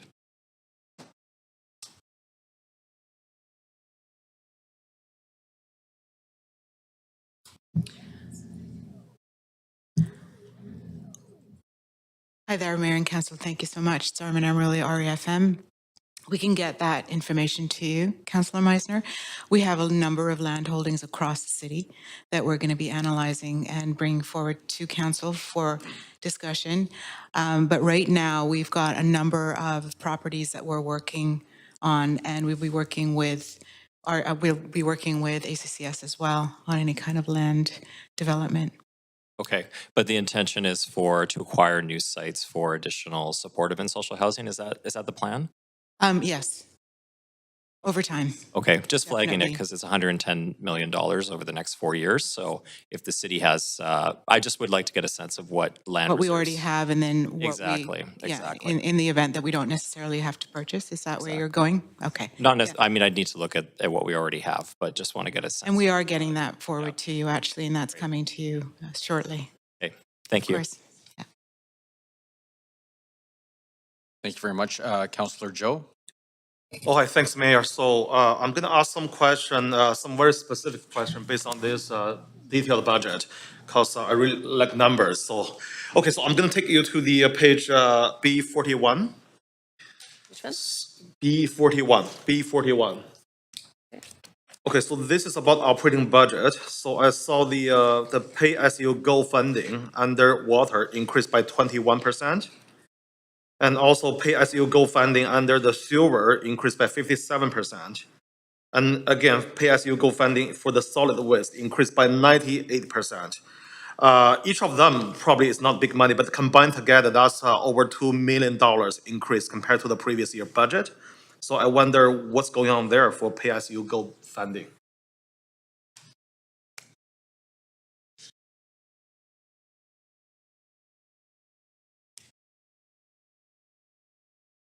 Colin Knight, Director of Citywide Financial Planning and Analysis. So the numbers, the year-over-year changes that you're seeing there reflect the ongoing implementation of a shift in funding strategy in this utilities to incorporate pay-as-you-go funding to a greater extent, and also reflecting just the capital plan overall increases to address the need for renewal in the water and sewer area and sewer separation as required by regulation.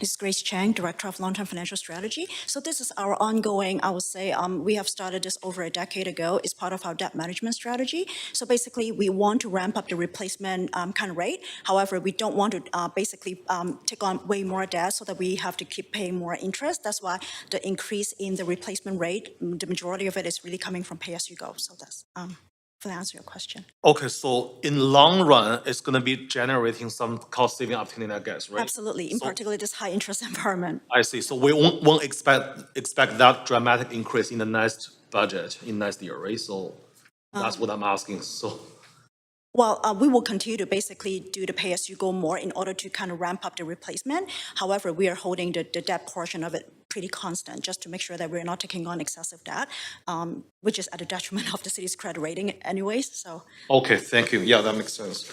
Okay, so the next question is page 42, B42. Again, the operating budget under the police service. I saw the e-com allocation increased by 23.5%.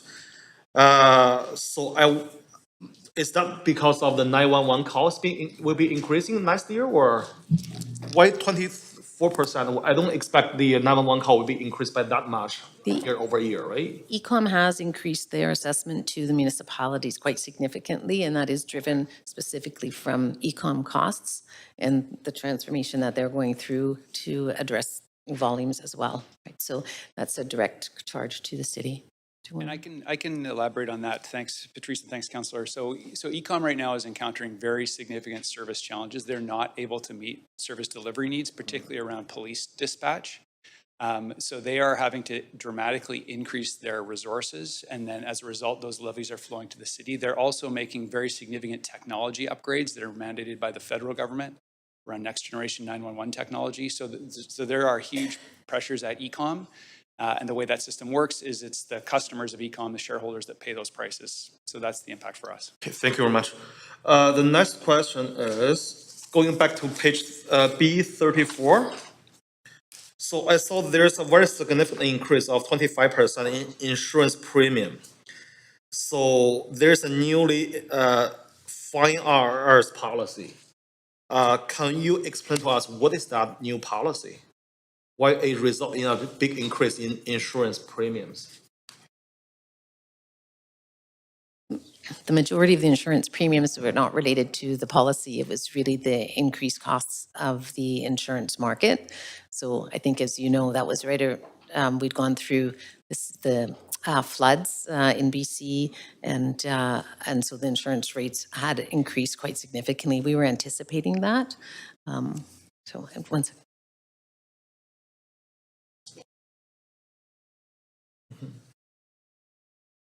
Colin Knight, Director of Citywide Financial Planning Analysis. So just to speak specifically to the reference to the fine arts policy, that's part of just the strategy of procuring insurance in a most cost-effective way, is to have that as a separate policy. So that reflects an ability to get savings versus if we just procured insurance for the city's fine art holdings through the previous policy coverage. Okay, thank you. I think I'm out of time. I have other questions to ask later. Yeah, okay. So we're going to pull a little bit of an audible here. We have two councillors that haven't had an opportunity to speak before everyone goes through the next round. So Councillor Klassen, are you prepared?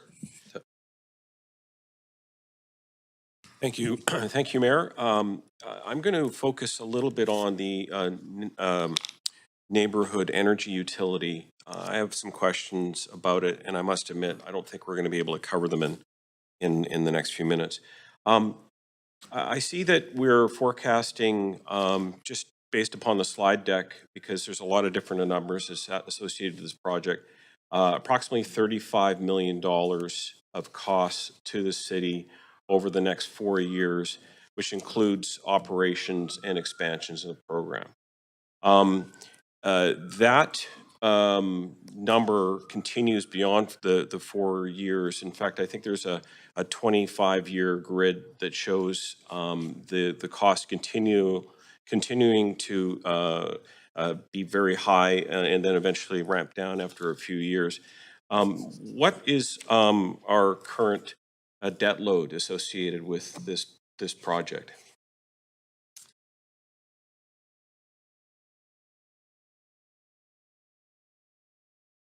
We'll get back to you on the specific debt. It's not that significant. And the other piece, just to note, is that all of the fees, all the costs related to the NEU are funded through the fees of their customer base. So it is sort of run as separate from the city to some extent in that it should be self-funding, although we do provide the financial support for that. So, but we'll get back to you with the specific numbers. Very good, thanks. Yeah. I think on page B46, it mentions a 6.8% increase in customer rates. Is that an accurate number? The reason why is I'm looking at the expert panel report talking about a 2% rate of inflation with a 1.2% escalation, which is only 3.2 overall.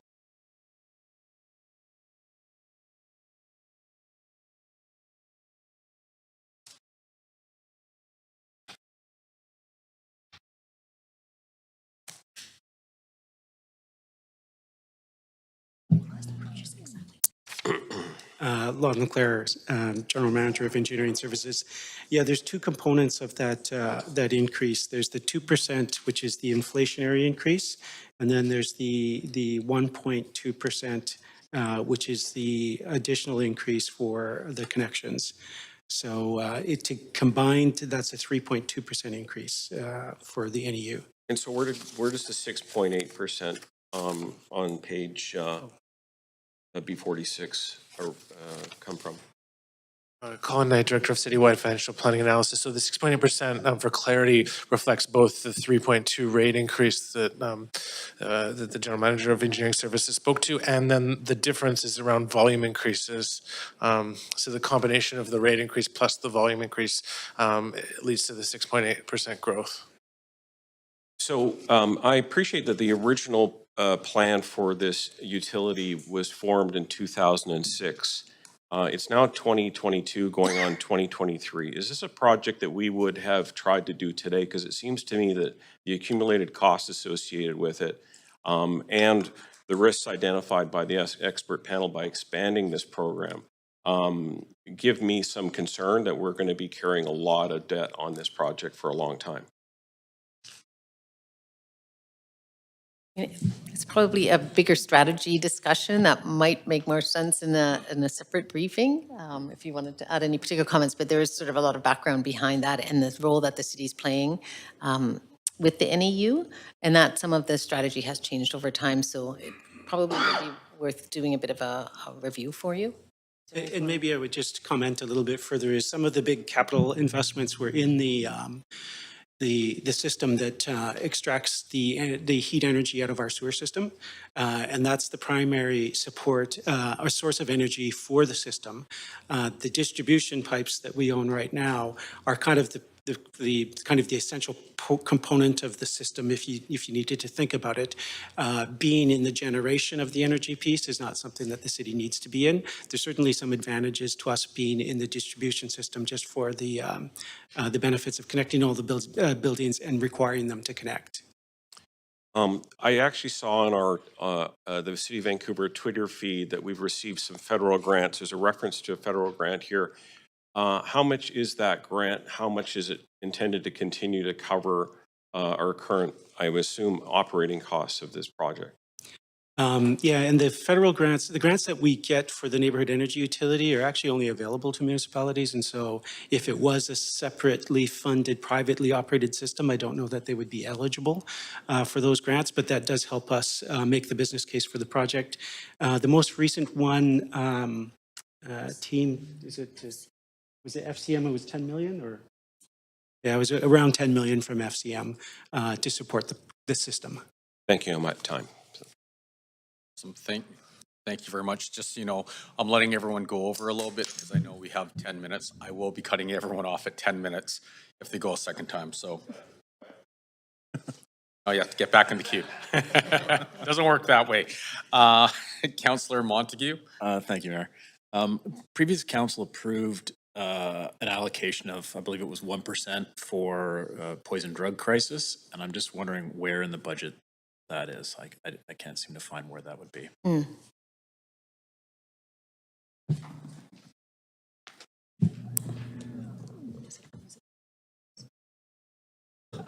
That was allocated to specific initiatives, so we can report back to council with how that funding was allocated. Yeah, it was a 0.5% tax increase. Yeah. So, and most of it went to fund a medic unit in Vancouver Fire, but we can follow up with the details on that. Okay.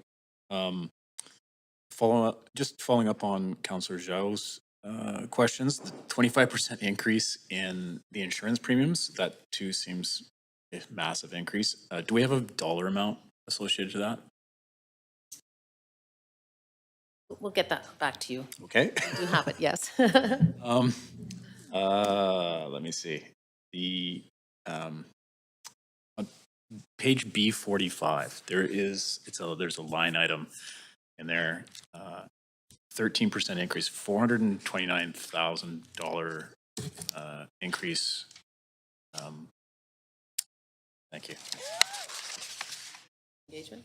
Yeah, so what accounts for it's a $429,000 engagement department for the comms engagement department.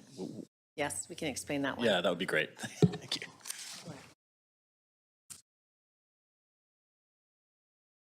Hi, Councillor. Thanks for your question. Maria Ponticus, Chief Communications Officer. There's actually no net increase in staffing or costs for communications and engagement. The 109,000 out of that represents general salary increments and benefit costs in line with the rest of the city.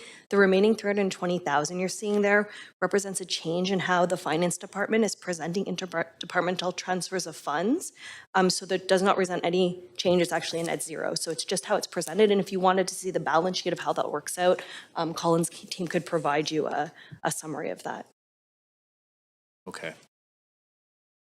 I think those are my questions for now, Mayor. Councillor Kirby-Young? Yeah, thanks, Mayor. I want to sort of go back to a couple sort of 10,000-foot level and talk about infrastructure renewal and the 1% that we're now allocating towards catching up on our infrastructure gap. And I know that past updates indicated that we had about an $800 million gap in terms of investment, and that with the additional investment in this upcoming capital plan, if I recall correctly, of $300 million, we still have about a $500 million gap that we need to meet. So my question in terms of with the level of investment and the additional 1% that's being allocated now towards infrastructure renewal, what pace is it going to take us to actually catch up and renew it so that we don't see things like the side of the aquatic center falling off and, you know, that seniors, boilers not failing in community centers where seniors are doing programs, that kind of thing? Where are we in terms of that trajectory? I can, when we send out our memo, we'll send out a chart which we've modeled out sort of the time it would take to sort of fill that annual gap. Because it will take, it will take a number of years. Absolutely. We do, though, expect that we aren't going to be able to fill the gap ourselves. So we are looking to senior government funding at different times. So that helps us to bridge that gap as well. And we're continuing to work with the feds in the province on looking at funding programs for infrastructure. So we're not alone as a municipality. So we're doing our part, but we are expecting senior government funding. But we have a chart I can send. It definitely is decades out. That would be really helpful. And in terms of the intersection of these sort of additional 1%, and Councillor Bly had asked about the climate 1%, a lot of that infrastructure upgrades can actually support climate, right, through mitigation or adaptation. And I'm wondering the level of analysis that's been done between those two in terms of, as we're upgrading some of those, the infrastructure, you've got greener heating systems, HVAC, more energy efficiency, that kind of thing. So I'm wondering if we've done a tie there. And I must confess, I was very unclear myself on the explanation of where that 1% is sitting in the budget. You referenced it was capital, there was part of $60 million, but that to me, when that motion was passed, was not a one-time. So can you address those 2 points for me? Yeah, on the capital plan, absolutely. When we do the capital plan, we don't look at just the asset and renewing it. We look at how does it meet other goals, whether it's equity, climate, all the other areas. So we prioritize that way. And so an example of the renewal, in renewing a new building, those new buildings would be at the net zero standard, right, or a passive house standard. I guess put another way is, my question is, are we doubling up? Because a lot of our investment, like how are we actually quantifying climate investment? You mentioned one bucket at 60 million, but arguably could a lot of our infrastructure, and we've got 1.8, I think it was on that slide, going to existing infrastructure renewal, isn't a large portion of that not climate upgrades? So are we really actually under quantifying the sheer amount that we're investing in climate friendly? Yeah, I can, well, I'll send council out a chart that we do where we've said that the climate investment on mitigation and adaptation is specific to achieve the goals of those strategies, but we do a lot of other investment in our infrastructure that's for climate. So I will send that out to you, and that might answer your question. If not, we can bring it back. And I'll follow up with questions as well, because I actually think that we're not painting the whole picture of how significant our climate investment is today, currently. The other thing I want to switch over is a very specific project, and it's the Gastown Complete Streets. And I recall council supported a motion, made an amendment to increase, I think, some of the initial work, because our streets are literally falling apart, from 7 to 10 million, and then identified that I think the whole Complete Streets project for Gastown was around 35 million, with direction to staff to look at close the gap. I'm looking at Appendix A and trying to identify where that sits, and then also the multi-year in Appendix B, and I'm having difficulty identifying specifically what is set aside for Gastown Streets based on that motion that was passed.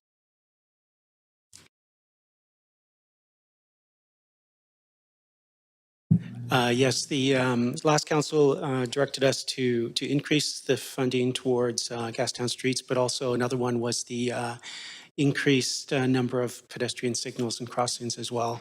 And at that time, rather than increase the capital budget for the 4-year plan, what we had proposed was that we try to front load it, which was that we try to spend, we would make our efforts to spend the money in the first 2 years, and in the midterm capital plan adjustment, if we were making progress, then we would allocate more funds to those programs. Before I run out of time, how much is in the 2023 capital budget for Gastown Streets? And For 2023, it's really only a consultation mostly.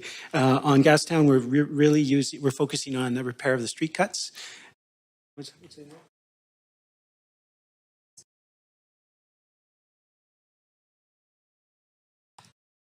Yeah, so 5.8 we have in there. I mean, ideally, so like the expectation is if we can get some progress, come up with a design, start constructing, and we can do that in the first 2 years, then we would kind of build on the momentum and kind of reallocate funds to that in the later years. Okay, I'd love a follow-up summary on that if I could. Thank you. Thanks. I also have some questions about our climate investments. And I'm wondering if we can just get a bit more sort of tangible detail. I know sometimes it seems abstract for people, but my sense is that a lot of those climate investments are going, as we just heard, to pedestrian safety and EV charging and trees. Can we help make those investments a bit more, I don't want to say concrete, but tangible for folks? I'm very sorry, I missed your question. I'm wondering about our, if you can help make our climate investments a bit more tangible for people in terms of pedestrian safety and EV infrastructure. So I just get the sense from the public sometimes it seems like a sort of amorphous blob of investments, but we often hear from the climate team the co-benefits around street safety and health and whatnot. So I'm wondering if we can get a bit more tangible detail about where those operating dollars are going. Yes, I think we can pull that together for you. We'll send that out in the memo as well. Okay, Yeah. okay, that would be great. And I mean, I'm happy to hear some of it now. I'm also interested in what cuts would mean to some of those investments in terms of health and safety and emissions. I'll be answering your question just slightly differently. Michelle Schulz, Director of Facilities Planning and Development. I can tell you where money is specifically for facilities. We have $6 million for our energy optimization program, which is specifically for reducing greenhouse gases in all of our existing buildings. And every new project that we have going forward, and this relates to the earlier question, I would say about between 3 to 5% of each brand new project would be a premium to meet the passive house requirements to make sure that we have net zero GHG and close to net zero energy. Okay, and are there numbers or impacts we have in terms of savings on energy or savings on having to upgrade projects down the road, or health impacts from public spaces that are hotter or cooler? Yeah, these projects will all help reduce costs for operating in terms of energy dramatically. Okay. And yes, they'll also provide cleaner air as well. Okay, and I'd be happy to receive by memo some of those more specifics, again, with an eye to sort of what the impacts would be if we were to cut that back. Right. Yeah, happy to do that. I know in our climate emergency and in our adaptation plan, we specifically identified the amounts, and there's like 300 million in the capital plan specific to SEEP, and so we'll send you that in detail. I think that's easier than verbal. Sure, I appreciate that. Thank you. And with the rest of my time, I just want to go back to that spreadsheet list of priority initiatives that aren't in the draft current state. There was a line item around downtown Eastside, what the document called comfort stations, 2 washrooms in Victory Square and the downtown Eastside that looked unfunded. Would those washrooms not, I think they're washroom trailers, would they not continue unless additional funding is added? We hear a lot of concerns about feces, and those public washrooms are obviously a key answer to that. Yeah, I believe what you're referring to is the 2 underground washrooms that we have, one at Victory Square and one at the Main and Hastings. And it was just that we had a long-term contract operating with a family operation, and they've now moved on, and the costs that we were paying are not reflective of the actual cost and doesn't reflect living wage. And so that's the difference. And so we would have to pull from reserves on that to actually fund that this year because we didn't anticipate that additional cost. Okay, so if that funding doesn't get added to the budget, we would just pull it from reserves so we can keep those washrooms open? We would have to look to some source to keep them operating. At this point, we're not planning on closing them. We're identifying that okay. difference is there. Yeah, and it's something that just came late to us as well. Okay, I have another question that might also be for you, Lon. There was another unfunded line item around implementing accessibility requirements from the new provincial accessibility legislation. It's not me. Oh, okay, sorry. I think everything's engineering now. Yeah. So the new legislation calls on municipalities to establish standing committees and processes around annual accessibility plans, as well as community engagement and tracking of delivery on those plans. And then, of course, there's all the work around actually implementing the plans themselves. So what we don't have in the current state budget are the resources needed to implement that administrative function of supporting the task group undertaking the annual engagement and maintaining and reporting out on the plans. Sorry about that. Councillor Fry. Thanks. And Patrice, revenue stabilization reserve. I see you have it in here. We're now at 4%. It should be at 8 to 16%. Can you just really briefly give us a sense of what we need that revenue stabilization reserve for and what it means if we don't have that kind of? So the purpose of the Revenue Stabilization Reserve is to provide funding for unforeseen events or activities, reductions in revenue, things that happen during a year, in order for us to be able to react. So very simplistically, our budget has to balance every year. So if we had a revenue drop of 10%, like we did during COVID, we would have to raise property taxes by 20% the next year to cover it. You know, my math isn't quite right, but you know what I mean? So we'd have to recover it immediately through our revenue, and that's the way that, through increasing property taxes or other fees. So with the stabilization reserve, it gives us time to be able to say, okay, here's funding we can use, and then find our way to build it back. So, or other returns that we can get on having put that money in. So you talk about a future strategy to rebuild it. Now, a couple of weeks ago, we had a member motion that committed $16 million from the Revenue Stabilization Reserve, half to go to VPD, half to go to Vancouver Coastal Health for the hiring of new nurses. I know we've talked about the VPD. Has that allocation been kind of factored in this projection, and what would the strategy look like to rebuild the Revenue Stabilization Reserve? So I think in our current state, we haven't factored in that that change as yet, but it would also obviously reduce our reserve again. The expectation would be that council would fund that through property taxes in the new year or other offsets, because that's only for one time, an amount for 1 year, right? So it needs to be funded on an ongoing basis. So that's where reserves are not really funding sources for operating expenditures, right? That's not really the right purpose. Because it's only going to provide one-time funding, which isn't going to work for fire or police officers or nurses, because we want to hire them for more than 1 year. So again, it was, I guess, if we needed a funding source in 2022, that was the only funding source that we would have for committing funds in 2022. And a strategy to rebuild the reserve, what does that look like?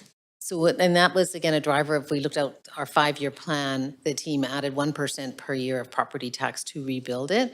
Again, if we have surpluses, that also helps to rebuild it as well, but it will take us some time. It took us quite a bit of time to get to 8%. And then through the pandemic, I mean, we used it, that's what it's supposed to be for, is that we were able to offset, our revenue losses, and maybe reduce the number of service reductions we had to do in 2020 and 2021. But we do need to rebuild it back. Okay, pivoting to something totally different.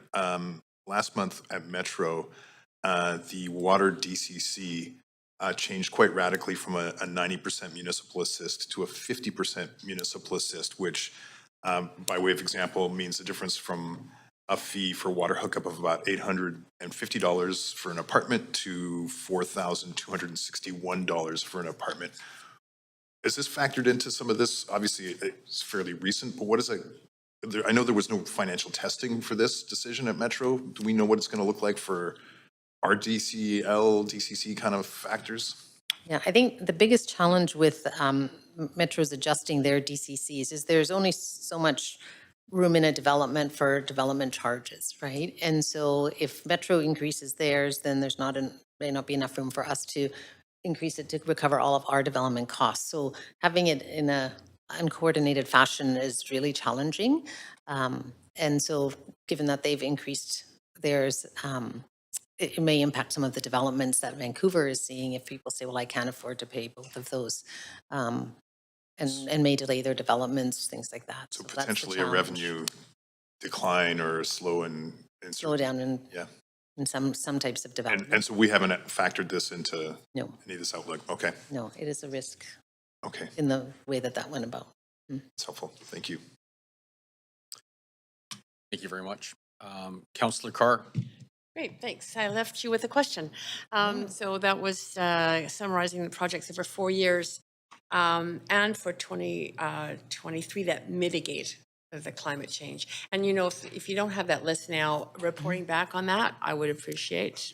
Yes, we have a chart. I think it would be easier if I forward the chart to you of the adaptation and mitigation items and the dollar value, and then we can also talk about the leverage with other other work that we're doing. For instance, in the landfill, which impacts climate, we're doing it because it's regulatory requirement, but the gas collection is a climate benefit as well. So we have that in a chart. It's probably easiest to send out. I think that was one of the big ones that got us to reduce, to be on our trajectory to reduce GHGs by 45 to 50% by 2030. But okay, that's good. I appreciate that. It's for me an issue because I've noticed that we have another $20 million in the budget for climate adaptation. And so I'm wondering, again, maybe this is a good report back. What is the balance? Now we're getting into extreme weather conditions, which force us to adapt and to put money into repair. Yet we still have to reduce GHGs, else it's going to get worse and worse and worse. So I'm interested in a response on that balance between how much money is going into repair and adaptation versus mitigation. Oh, and that chart will show the two. They'll show the two? Okay, that's great. You're right. One is urgent and the other's important. Okay. Becoming more urgent, yeah.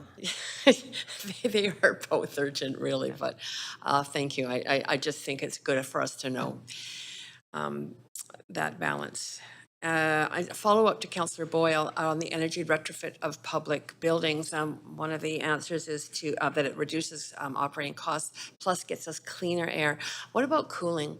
Are all the retrofits that we're doing also considering in this case, it is adaptation. It is a response to the fact that we had our heat dome and 99 Vancouver residents died for lack of cooling. Yes, they all are heat pump solutions that provide cooling as well. Right, okay. Do we have a sense of how many of our civic buildings, especially the public-facing civic buildings, have now been retrofit in order to provide safe places of retreat for our residents in times of real climate or weather emergencies?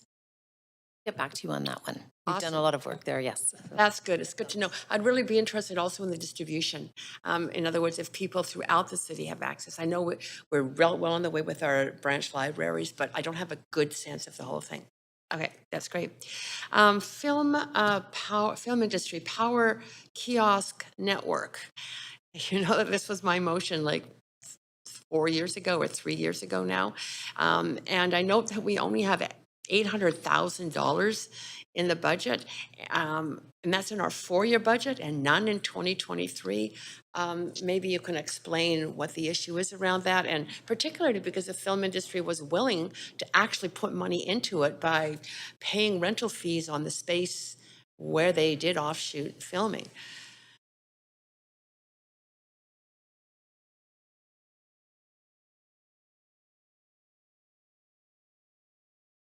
I can get back to you with the details, but we do have, we have 2 kiosks in operation, I believe, right now, and we have another 2 underway. Their kiosks are partially funded through their permit fees. And so that is a collaboration with them that we're anticipating to continue. Great, awesome.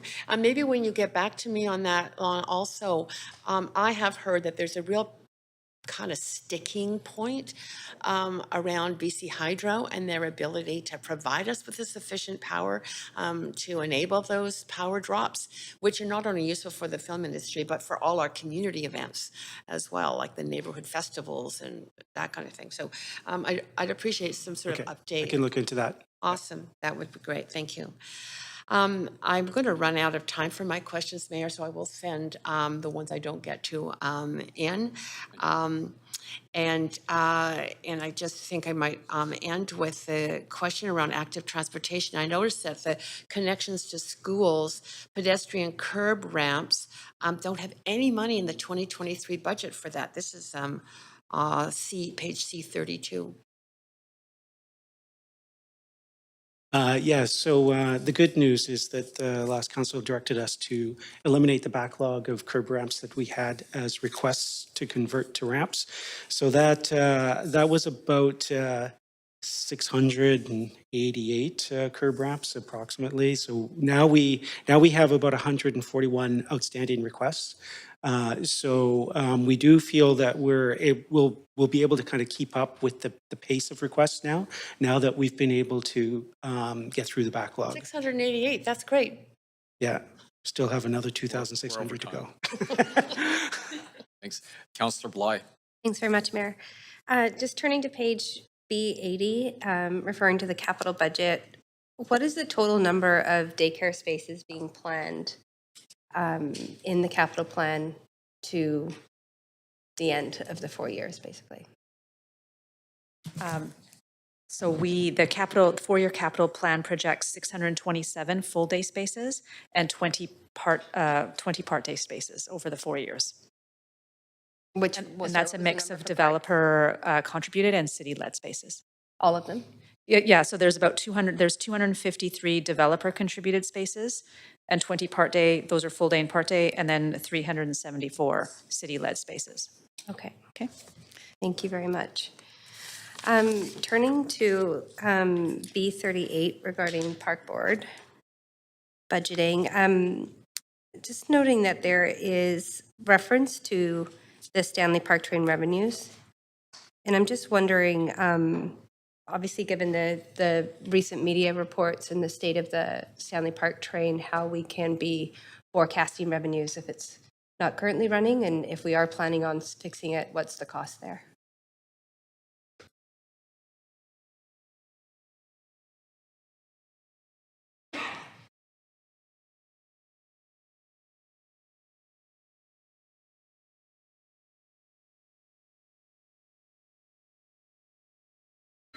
Morning, Donnie Rosa, GM of the Park Board.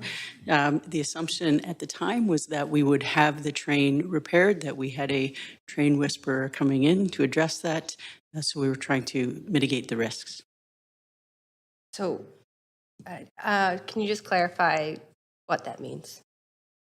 I'm going to ask for a little assistance here. Thank you.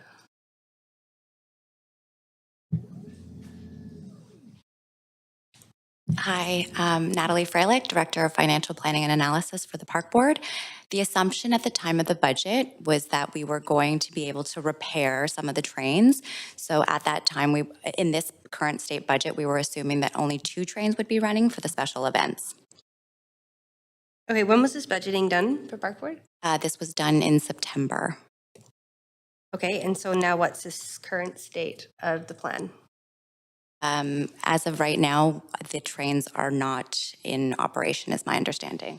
And the 2 trains or less than that were budgeted, were they working in September? At the time of the budget, my understanding was that it was not working. Not working. Or it was, we were still kind of unknown at that point.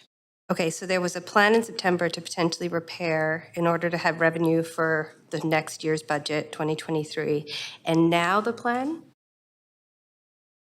Thank you. We are still looking at the possible repair of the train. So it's still an unknown state, but we do want to be ready for it to be repaired. By the spring? Or these, just to justify the revenue? I'm just trying to understand that piece. That's what we're working toward. Okay. Okay, that's great. Thank you for that. One other question that I had is regarding parking revenue. And just to better understand, I think we talk about this year over year, and there's often the public consultation is around user fees or to sort of balance the budget, so to speak. and parking revenue being an opportunity, maybe in some areas less than others, so not to increase parking fees in areas where they're already high. I'm wondering if you can share on the strategy around parking revenues, and if we have an opportunity, like what would that look like if we were to increase fees? Well, there's only certain fees that we can't increase. Well, first of all, there's a bylaw that directs us in terms of meter rates. So if you're thinking about parking meters when you go park on the street, the bylaw directs us to review those on an annual basis. There's 2 time periods. There's the daytime and there's the evening rate.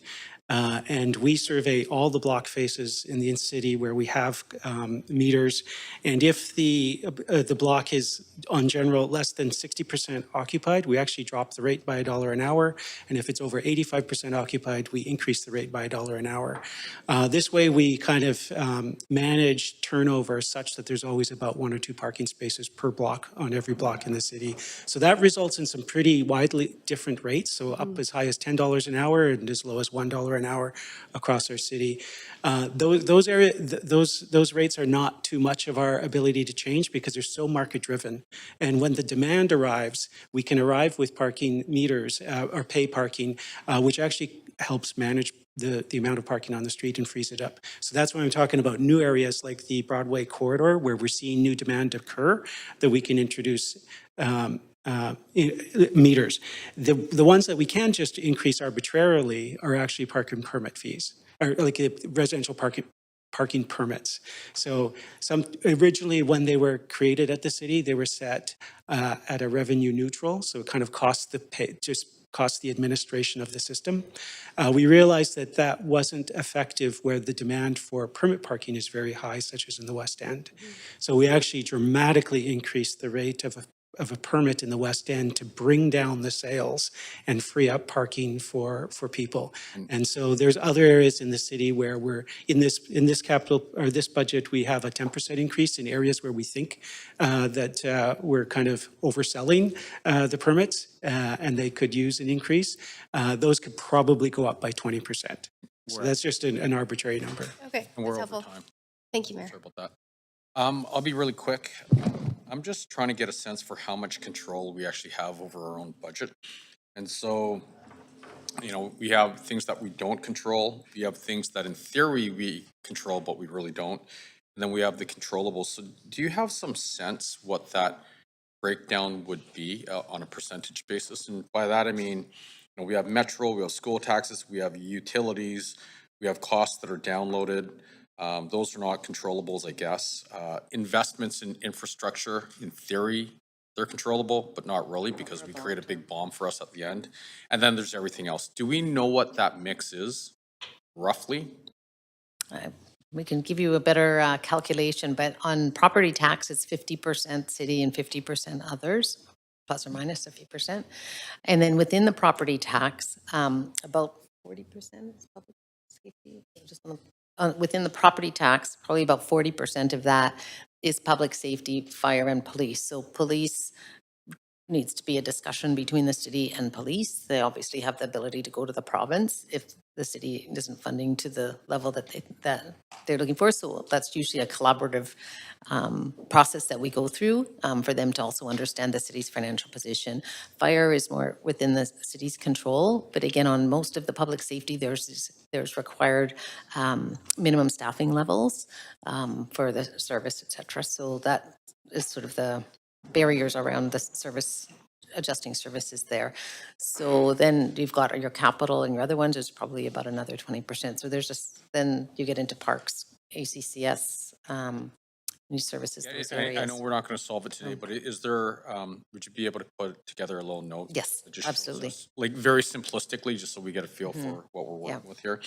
The other thing that's come up is, I know a lot of the councillors have had a lot of conversations with people in the public, and there is an appetite for people to, donate either through their estates, what have you, to the city.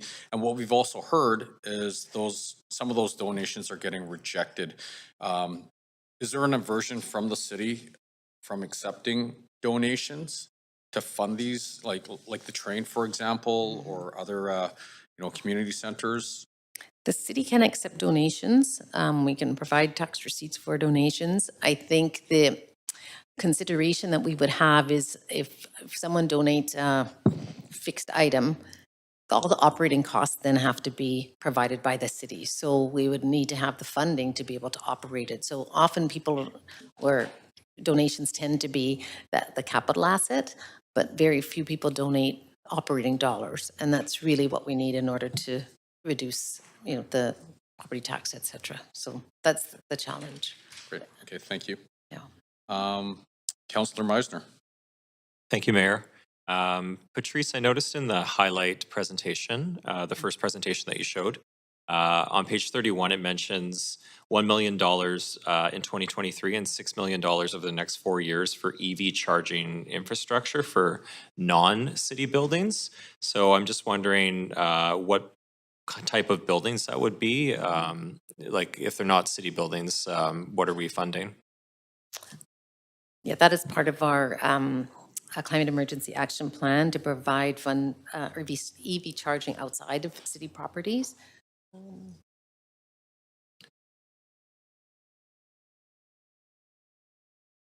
You said outside city property? Yeah. Oh. Rosemary, are you someone able to speak on WebEx? Because Doug Smith is on WebEx, if we open that up. Oh, wait, sorry, Teresa will cover that one. Brad should be on WebEx. Brad Bedell? I am. Good afternoon. Can you hear me? Yes, yeah, thanks, Brad.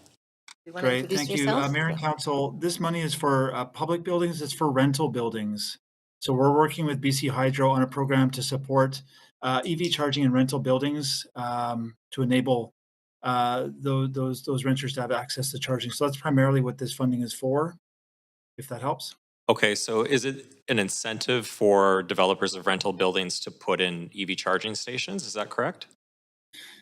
No, so we require for new buildings, we have requirements for EV charging. That's been in place for a while. This is for existing rental buildings. Building owners are able to access funding through the city and BC Hydro to enable technical support as well as some funding for the infrastructure itself. And the infrastructure is actually owned by the city over its lifespan. But it's inside the building, is that correct? Correct. Okay, and we're not doing that for market buildings, just for rental. Is that correct? That's correct, for rental buildings. Okay. How about EV charging stations in neighborhoods that people that don't live in one of these rental buildings can access? Is there any money for that in that 6 million? There is funding for that in the budget as well, Councillor. It's in a different location through engineering, but we've been installing fast charging across the city for a number of years and are continuing to do that work to make sure that everybody is within the reasonable access of those chargers. So that is in the budget, just in a different location. Okay, and what does that number look like? We might have to get back to you on that one. I don't have that at my fingertips. Okay. Thanks, Brad. Appreciate that. My other question was, and I just heard the end of it earlier around Gastown and the street rehabilitation. The $6 million that's in the budget. Just wondering if that is just continued patchwork or is that actual reconstruction of the street surface? Just wondering what we can expect to see. It's a couple of things. First of all, the patchwork, the cut repairs are actually funded by the utilities that make the cuts. And so often we hold off on doing repairs if we're planning on making changes. And so we had been doing that in a number of locations across the city. We're just getting caught up on that work. So that's through a different funding source. What you see in the capital plan there would be for planning for the capital expenditure, designing, and hopefully building. So it's kind of all components of that. And we're not quite sure how far we'll get in that process. That's one of those things that really depends on the community process. Okay, so were you expecting design to potentially cost $6 million? No, I mean, again, we set aside an amount in there, which is a combination of everything. Okay. Yeah, and just hope that we'll be able to make progress on it. If not, it'll move to the later years of the capital plan. Okay, I'd be very disappointed to see that move to later years because it's been a very, very long time coming. Agree. Thank you. Okay, we need to go over a little bit, so can I please get a motion to extend this meeting? Councillor Carr, Second. Counselor Meisner. Thank you very much. All in favor? All opposed? It carries. Thank you. Yep. So.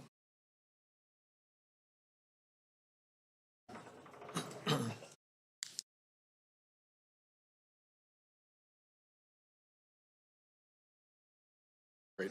Yeah, so I just want to clarify that this extension is just so counselors can finish their questions to the team members, and then we will be breaking for lunch. Counselor Joe?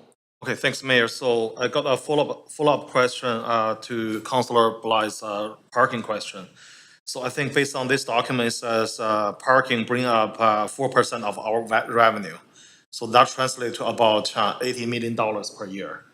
So, I was wondering if, what would be the impact if we increase the parking fees to our overall revenue? Because the relationship is not linear, right? If we increase by 10%, it won't translate to the 10% revenue because some people, they thought it might be too expensive, they don't park there. So I wonder, I'm thinking about this mathematically. Is there a sweet spot over there? It's like a curve over there to maximize our revenue. Have we done any modeling, any analysis like that? Yeah, and the only way we can do that is through the trial and error and see how the market responds. It's hard for us to know, like the rates that we have on the street, the way that they're set right now is dependent on that exact decision, because often people have another place they can park. Another choice or another lot. So we have city-owned lots and we have on-street lots, but we're not the only option for people. And so that's why the rates, when I was describing earlier about the rate adjustments that we make, we lower them when we're seeing no cars. Because of course that's not going to make any money, and also it discourages, or it stops the very nature of what we're trying to provide is convenient parking. And so we never know exactly what the value of the convenience is, because off-street parking will generally be cheaper. Okay, but still, I think given all the historical data, we can do some modeling to identify that sweet spot to maximize our revenue. Yeah, for sure. In fact, when we saw the drop in revenues continue through this year, our team did a lot of investigation into where those changes were occurring, and it's actually quite uneven. Some areas are doing very well, especially if they're near a park or something like that, and some areas like downtown are not doing very well. And so it's not a single answer in terms of what that forecast should be or what's possible, but we'll continue to do that work. Okay, thanks, Long. Yeah, so I think I'd like to help on this analysis because I have done a lot of experience of this modeling before. Okay, anyway, so the next question is on page B35. So it says the CPP premium increased by $2 to $3 million in 2023. So I wonder if that money is included in our downloaded cost analysis before. That money is coming from the federal government, right? No, this is Canada Pension Plan premiums. Yeah. That we would fund as a city. Right, but that's the federal government downloaded to us because of the increase of premium. You could consider that a download, I suppose, yes. Okay, so it is included in our previous download analysis. Is that right or not?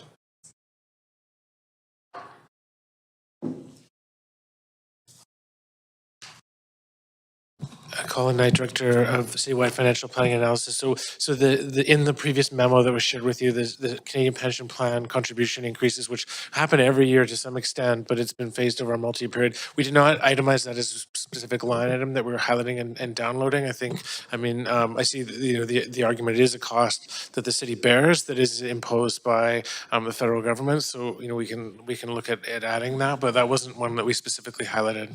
Okay, thank you. Yeah, that's all my question. Thank you very much. Councillor Klassen. Thank you very much, Mayor. I'm going to circle back on the NEU questions. So just doing that rough math from the continued subsidization of the expansion, we're looking at about $35 million over 4 years. Those costs will continue. So we're looking at roughly just under $8 million a year to be able to continue this program as it stands right now. Do we have a sense of the lifespan of this particular utility? the Southeast Falls Creek utility. It began operations in 2010. Is it supposed to last 25 years, 30 years, 50 years?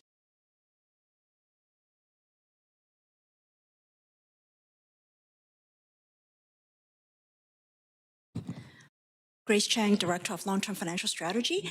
Basically, this type of utility asset, it runs more over like 40 years, and of course, there will be ongoing capital maintenance.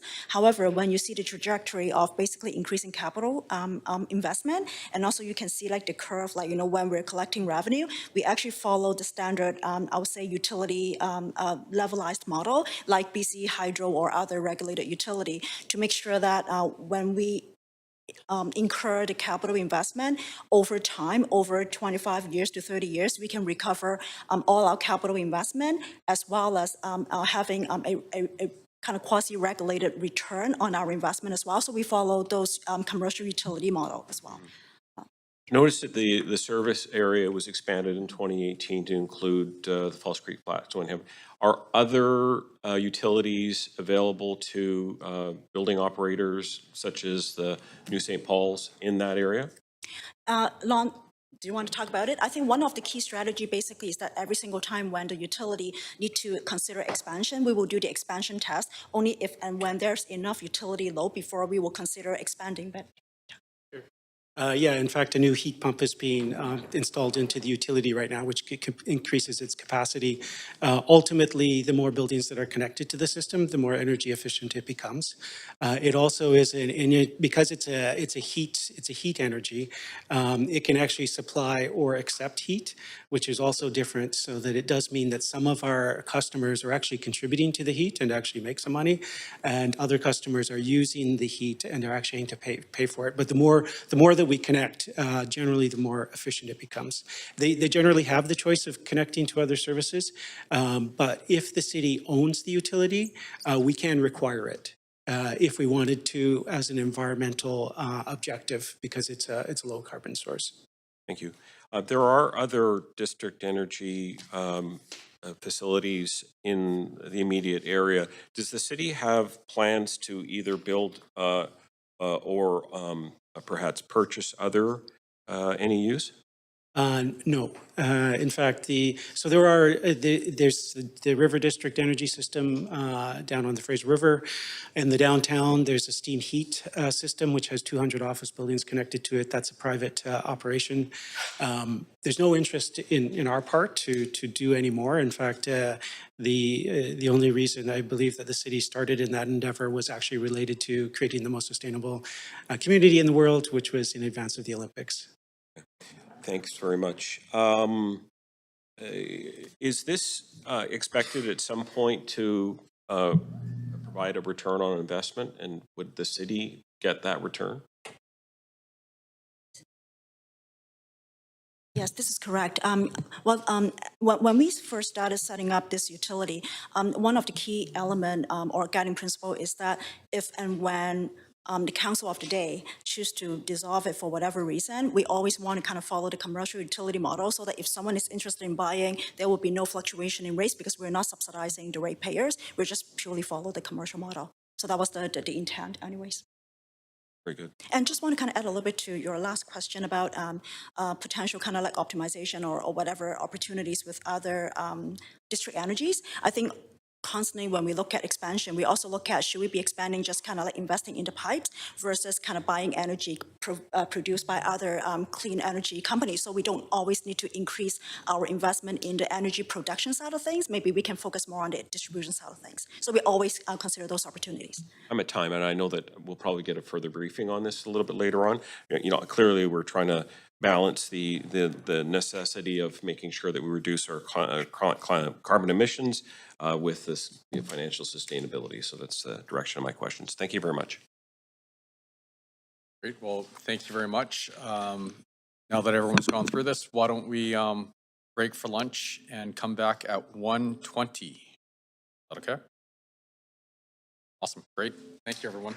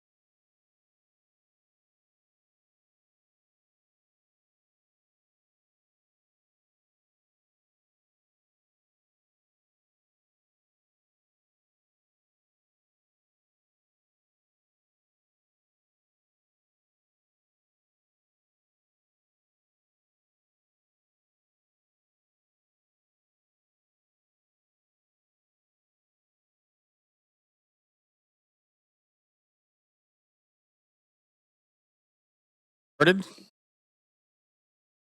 Great. Right. Hello, everyone. We're going to get started now. Last person to stop speaking is going to have to tell a joke. All right. Okay, before we begin to hear from speakers, I would like to note the following. I would like to remind speakers that they have 5 minutes to make their comments and may only speak once.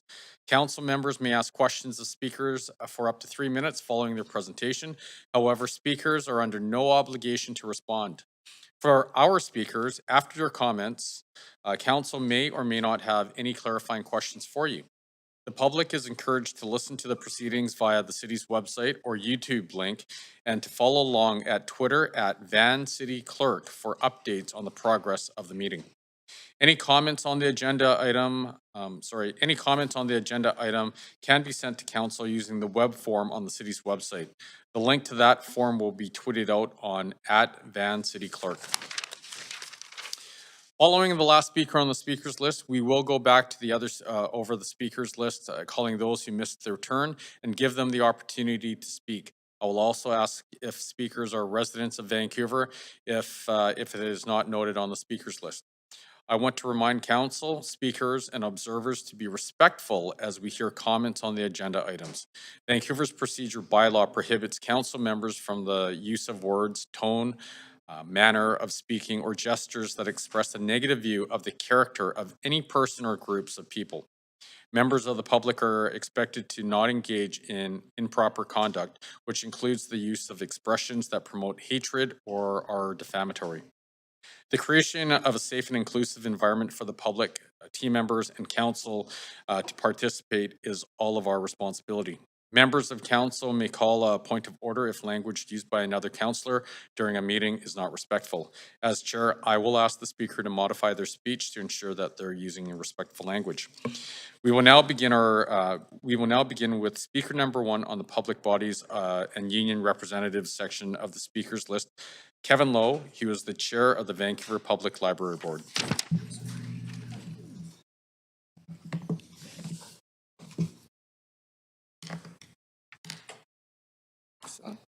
Can you hear me? Okay, great. Great. Good afternoon, Mayor and Council. I'm Kevin Lowe, Chair of the Vancouver Public Library Board, and I'm happy to be here with Christina DeCastel, Chief Librarian and CEO. Let me first acknowledge that we are on the unceded ancestral and present homelands of the Musqueam and the Squamish and Tsleil-Waututh Nations. We are proud to have adopted the findings of the city's UN DRIP task force and approve our own Indigenous rights and reconciliation strategy, which outlines actions to make Indigenous rights and truth and reconciliation feel present and meaningful in the lives of all our community members. I've had the pleasure to meet many of you and welcome several of you for tours recently, and you've seen how busy the VPL spaces are. We welcome more than 6 million people in a typical year, and before COVID, we saw more than 5,000 people every day at Central Library. We're well on our way back to these levels. It goes without saying that our city faces many challenges, and I'm here to talk about how VPL helps to address these challenges and advance your goals. In the area of community wellness, COVID reinforced the vital role that VPL plays in fighting social isolation. This includes through children's learning and literacy, through story time and STEM programming, through helping immigrants find work that aligns with their training, through free programmings that tackle issues such as anti-Asian hate. In the area of public safety, we know that what happens in our neighborhoods happens in our libraries. Research shows that libraries reduce crime in our neighborhoods. We are a safe roof and a welcoming space for people that have no other place to go, regardless of socioeconomic status. On climate change, we are part of the city's critical infrastructure as a refuge during extreme weather. Our spaces are packed on days when people need air conditioning and air filtration to escape heat waves and wildfire smoke, or when we have extreme cold. To advance the city's economy, we provide job search programs, tools for digital creation, and free spaces for hundreds of workers who live in cramped housing and need a place to work. To support people with differing abilities and as they age, we offer services such as home delivery, and for those who struggle with mobility, or live in care homes. We do all of this and more with the same number of staff we've had for 10 years. VPL's board recognizes that the library has reallocated as much as possible to meet growing community needs, and no more can be done within the current budget. To be clear, any budget reduction will lead to reduced hours and branch closures. However, we can do more to support your priorities, but it will require investments. I'll share with you a few of the priorities for investment that are not possible within the current budget. First of all, the city is struggling with overlapping crises. This is affecting our downtown locations where people are struggling with mental health and affordability and have become dependent on VPL as a public space. An investment of $350,000 would enable us to hire a social worker and 2 community access workers to support staff in addressing these challenges and connect marginalized people with services they need. Secondly, we need every staff member in our branches to support public-facing services. With $100,000, we can convert 22 existing materials-only positions to public-facing positions with training on de-escalating difficult situations. And finally, our services and programs are in demand 7 days a week, whether it's for a public washroom, a computer, or to read or work. 11 of our branches are closed on Mondays and are not fully open on Sundays. $250,000 would enable us to increase hours. And there is much more we can do, including STEM programming for children and teens. In the conversations I've had with many of you over the last few weeks and months, I've appreciated your expression of support for the VPL and learning about the role that is played in your professional and personal lives. In the coming months, as you deliberate over the budget, I ask that you remember the imperative role that VPL's 21 branches are doing to support people in our community every day. We hope the city invests in VPL to ensure that our staff can continue to deliver the incredible services that lead to it having the highest level of satisfaction among all city services. Thank you for your time. Happy to answer any questions. Thank you. Thank you very much. I actually learned a lot there. Councillor Boyle, and just a reminder for councillors, we have 3 minutes for questions. Thank you so much for all the time and work you and the rest of the board put in. I have questions sort of in 2 directions, and one is about what more we could do with a bit more increased funding. You mentioned the significant role that our public libraries are playing as social infrastructure as there's increased stress and pressure on people across the city. If we were able to expand hours in a couple locations, are there key locations you see that would be needed and where residents would be able to access more of the services that keep them healthy and sane? Thanks, Councillor Boyle. Appreciate that question. Our 4 busiest branches that are open just 1 to 5 on Sundays are Britannia, Champlain, Fire Hall, and Hastings. So those would be 4 branches that we would look at seriously about increasing hours there. Also, branches, we have 11 branches that are closed on Mondays. So Champlain, Collingwood, Dunbar, Fire Hall, Fraserview, Hastings, Kensington, Kerrisdale, Marple, South Hill, and West Point Grey. So those would also be focus areas that we would look at what opportunities exist in expanding hours at those locations. Okay, I know there's sometimes a question about, well, if there's fewer hours, won't people just adjust their schedules? And I don't have a lot of time, but I'd be interested some other time to hear maybe in an email about what those longer hours mean. But the other question— We could follow up for sure in the I email. appreciate that. The other question I wanted to get in is sort of on the flip side of increased investments. If council is looking at where to find savings in this budget, what would it mean for library services if $1 million or $2 million were cut from your budget? That's a relatively straightforward answer to us. That would be closure of branches or a significant reduction of hours. 75% of our funding goes to staffing, and staffing means opening of branches. We need staff in those spaces. We have actually a relatively simple budget. 75% goes to staffing, about 10% goes into the materials that exist within our spaces, so collections and others materials. About 10% goes to leases. So we have if there was a reduction in our budget, it would mean reducing our salary base, and it would mean closure of branches or a significant reduction. What would that, how many branches? So about $1 million would likely mean a closure of 2 small branches or a closure of 1 small one small branch and a significant reduction of hours across the system. Okay, maybe it'd be interesting to hear who would most be impacted by that as well, if we're getting some follow-up information, but that's my time. Thank you. Thank you, Councillor Boyle. Thank you very much. Councillor Carr? Yep, thanks so much. Thanks for coming and for the work that you do. I'm just wondering about the places of refuge that you talked about that library branches can be. Can you tell me, which library branches are not retrofit to be able to, like either with HVAC or certainly with heating and cooling, so that they could be places of refuge in neighborhoods? So virtually all of the branches at this point have cooling, and of course all branches have heating. So if the question is about heat pumps, about 5 of them at this point have heat pumps, and retrofitting is being planned for the central library. So we can follow up with a precise answer and list for you. Okay, that's great, thank you. And were they used? You know, the summer, it wasn't this past summer, but the summer before, when we did have the heat dome, what did you see in terms of people coming to the library? Yeah, so definitely very heavily used during the heat dome. A visual at Central Library was on the escalators. It looked like Christmas in a shopping mall.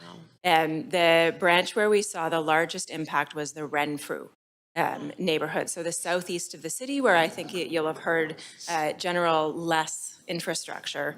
The Renfrew Library branch was particularly heavily used. So we did have to worry about whether we had enough chairs and letting people sit on the floor.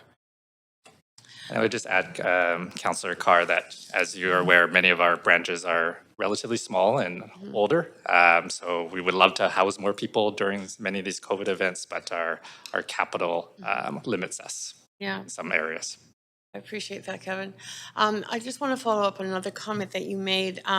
You talked about money, 100,000, I think you said, to hire 2 staff to de-escalate situations. Could you expand on that? What do you mean by that? I'll ask Christine to add to it, but the $100,000 would be basically we have a number of positions that are materials handling positions. So it would allow us to reprofile those positions to public-facing positions so they could support some of the public-facing services that we have in library, like supporting people using computers and all of that, rather than only being kind of backroom kind of operation support. And we would also train them on de-escalation techniques to support in some of the branches. Steve, did you want to add anything? Just a clarification that it's 22 positions. Sorry. So we have 22 materials handling positions across all of our branch locations, across our 20 branches. And so this is a small amount of money to upgrade all of those positions in order to better support public service and the kinds of incidents that we're now seeing across the city. I have no more time to ask you further questions, but I appreciate your answers. Thank you. Thank you very much. Councillor Kirby-Young? Yeah, thanks, Mayor. And good to see you. Thanks for being here, Kevin. The question that I had was just with respect to the role of libraries and sadly, some of the controversy that you deal with sometimes with respect to different speakers that are booked. And I'm thinking of some of the pushback across the country in different branches. I know it happened in Ontario and others for drag story times, or sometimes when there have been controversial speakers that people deem to be hateful, but while they may be saying hateful things, they don't necessarily qualify as formally under the law as hate speech. And I wonder if you can comment on challenges and how that impacts operations. I know recently, for example, council approved a procurement bid for additional security services, part of which would be supporting library. I imagine it's tied to that. But just interested to better understand how important that role is in terms of welcoming spaces and what challenges are and what the library's policies are. That's a big question, sorry. With respect to allowing who can sort of book the library and utilize spaces. Yeah, it's a very good question, and thank you for acknowledging some of the challenges that we were presented with, particularly a number of years ago, kind of in the pre-COVID days. I'll let Christina kind of chime in, but I'll just say, like, the library obviously has a number of values, one of them being diversity, equity, and inclusion, as well as intellectual freedom. We adhere to the law, even though sometimes the law does not allow us, challenges us with some of those conflicting values. The meeting room policy we reviewed after a number of kind of a challenging situation back in 2019. I think we believe it kind of stands up very well and at the same time, COVID has closed our meeting room, so we haven't had a kind of a test of that meeting room policy. Just with the time I have, can I kind of guide you to answering the question that we often get, and maybe I can reflect it back to you from the Sure. public, which is, you have this hateful speaker coming at VPL, council, why don't you just not allow them to be there? And what is the answer to that? Christina, do you want to talk about the policy? So the library has a meeting room policy, and the charter requires us to act within the law. And so we have to use the definitions that are set by law rather than making our own in the library. And so that is what guides those decisions. And then ensuring that everyone has freedom of expression in the same situation. So the right to protest is part of the same package of rights around intellectual freedom at the library. Okay, and then Christina, are you finding that you're having to bring security on for those types of events because they are flashpoints sometimes for community? Certainly for the events that you're referring to, we had substantial security costs and substantial planning costs for senior staff and for many frontline staff. Okay, and are we able to, for the most part, other than it causing harm, but are we able to keep people physically safe? Yes, everyone, we had absolutely no physical security incidents in relation to any of the rentals that we've had. Okay, and last We're point at on- time. Sorry. We are, I know it goes fast. Thank you very much.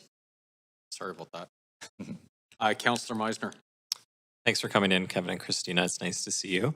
I was just hoping you could talk a little bit about and shed a bit of light on maybe some of the social issues that are being experienced in the library. You touched on it as becoming more of a popular place of refuge, especially since the COVID-19 pandemic. So just wondering if you could expand on some of the challenges that your staff is facing, and if you feel that you're supported currently in terms of the security that you have right now.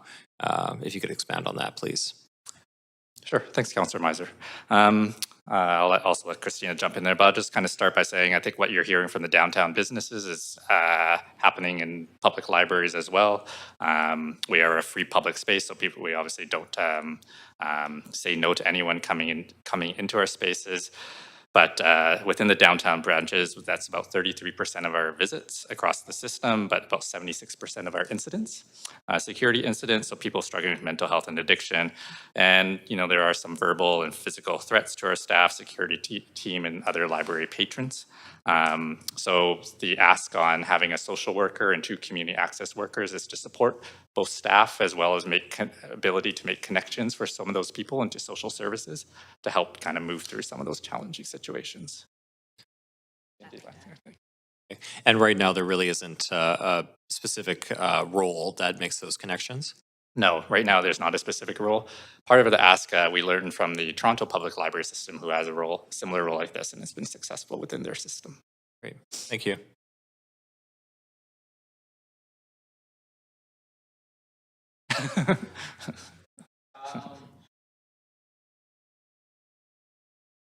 Work you do, and I think we can all acknowledge that libraries are super important, not only to help our future generations create leaders in our society, but also all the incredible work you do when we have heat domes and what have you. My question to you is, have you looked at potential revenue opportunities in the Vancouver Public Library system that helps fund some of the great work that you want to do? And I'll give you an example. I had the honor of touring the Long Beach, California library, and it's absolutely amazing. And they celebrate STEM, and they have 3D printers, and they have art shops there. And I was thinking, how many libraries do we have again? 17? 21. 21 branches. So if we created a situation where we could get minimal revenue from each one, like less than $500 a month, that would actually generate $100,000 in revenue that would, fund the, the training and de-escalation. And so we can still achieve, all of our social goals and have it accessible to everyone. And with that small revenue opportunity, we can actually make them even better. Have you guys looked at that at all, or is there, some resistance to do that? Thanks for the question, Mayor. We are governed and limited by the Provincial Library Act on the number of things that we can ask for fees for and generate revenue. So our kind of core revenue generating services are meeting room rentals. That was challenged obviously during the COVID pandemic. And we do some fee-based research activities. We have a foundation, the Vancouver Public Library Foundation, which is our charitable arm, and they're very, very active. I encourage anyone that wants to donate through that mechanism to do so. But I would leave it to Christina if there's ever been additional conversations on fee-generating services. The balance of the effort that's involved in generating revenue for things like meeting room rentals and the costs associated, given the kinds of limitations we were previously talking about with Councillor Kirby-Young, is certainly a limitation to how far we've explored that particular one. And then bearing in mind what Kevin has mentioned about the Library Act's restrictions on applying fees to core services. So we find donations are most successful for storytime programs and for capital contributions, and that really does help to support our operations quite a lot. Okay, great. I'm out of time, so I'm going to cut myself off here. Thank you very much. Thank you. Appreciate it. So the next speaker we have is Lisa Seaman. I hope I pronounced that right. President of QP 391, and she's on the phone. Or is she? Good afternoon. I believe I'm on the phone. Yes, you are. Oh, thank you. Good afternoon, Mr. Mayor and councillors, as well as staff and guests. My name is Lisa Simon, and I'm privileged to be speaking to you today as the president of Canadian Union of Public Employees Local 391, representing roughly 800 workers at the Vancouver Public Library. I've lived in Vancouver on the unceded territories of the Musqueam, Squamish, and Tsleil-Waututh Nations for 24 years, and I've worked for VPL for 24 years in various public service roles in most of our locations. So Vancouver Public Library has 20 branches across Vancouver's neighborhoods, as well as the 9-story central library downtown. We serve all the citizens of Vancouver, and the majority of us live in the city of Vancouver. We provide core public services in the city, and as workers at VPL, we advance the goals of City Council by providing programs and services aligned with council priorities. So VPL has created and maintained a free-to-use, safe public space during a time that access to safe public spaces has become extremely limited. Library branches are embedded in neighborhoods across the city. The issues that are happening for community members in neighborhoods are the same issues that impact and guide the work and service we provide. So feedback and messages that you heard from Vancouverites during the recent round of election campaigning are the same issues that are brought into our branches and locations. Housing insecurity, food insecurity, public safety, addictions, as well as education supports and access to government resources and support. The library does an amazing job of supporting members of the public as they seek help and information on these issues. Library workers also deal with the impact these issues have had on people and how that shows up when they come to use the library. As we know, particular challenges in our city has meant an increase in incidents of racism, misogyny, homophobia, and transphobia. And these incidents enter our library spaces as well. In the month of September, staff and security guards at the library reported a total of 183 security incidents of varying nature across the system. I will say that management and the union are united in our efforts to provide safe and healthy workplaces for staff. Staff, our members, need support. Some members face verbal and sometimes physical harassment on a regular basis. This is happening within the environment of adjusting to serving the public during a pandemic and dealing with the social and economic impact of COVID on our lives, which have had a major effect on the general well-being of library workers, as well as an increased level of burnout and extra strain on mental health. We need support in the form of training, in the form of having enough staff, and in the form of resources to access when dealing with the impact and aftermath of disturbing incidents. Being able to hire an internal-facing social worker would be one way to address these needs in a very significant way. One social worker can't address the needs of our patrons across the city, but they can support and train workers. And this would be an efficient way to build resiliency skills across the system, as well as to build and give that information to support patrons. I would like to end by saying that library workers are amazing. Our members are amazing. And within all of the above challenges that I've mentioned, we managed to stay in the top 3 city services in terms of overall citizen satisfaction. And I'm a very proud worker at the Vancouver Public Library. I welcome your questions at this point. Thank you very much. Councillor Boyle.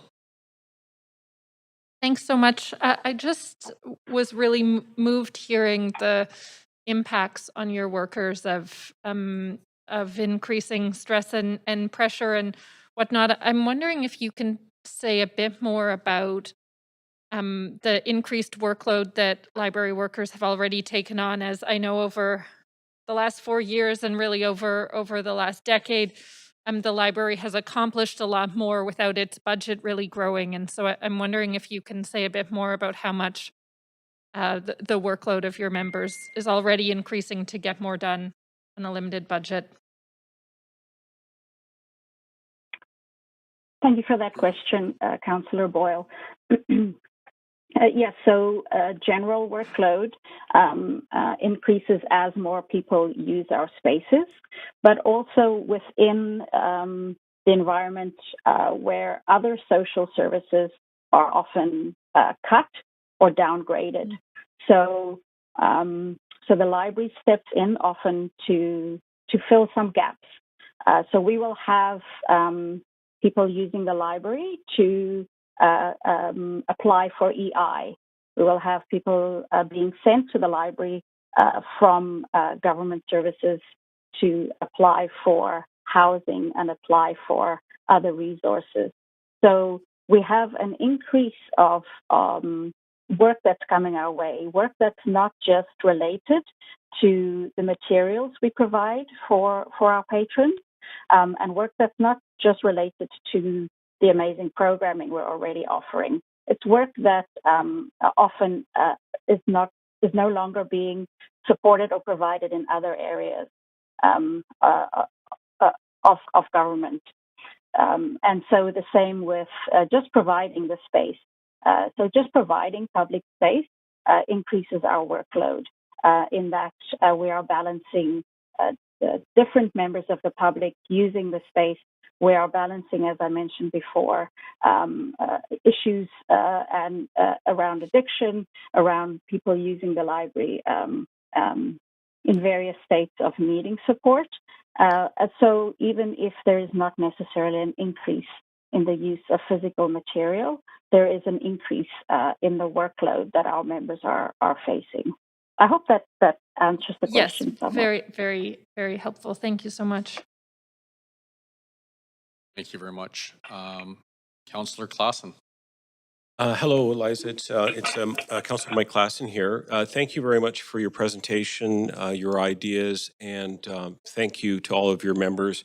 You said that library workers are amazing. I agree. And the friends of mine who have been either current or former librarians are indeed amazing people. I just wanted, this is a question I'll ask to all the union leadership that we're going to be hearing from today, is we've gone through a traumatic period for the last 3 years through the pandemic. I just want to call upon the benefit of your long experience within the library sector. How have things changed, and how can we help you and your members adapt going forward? And it's a very general question, but I'm sure you probably have a few thoughts. Thank you, Councillor Klassen, for that question. Yes, during So as the pandemic started, actually 80% of library workers were laid off. So I think we're only about 3% of the overall budget of City Council, but we made up 30% of the layoffs.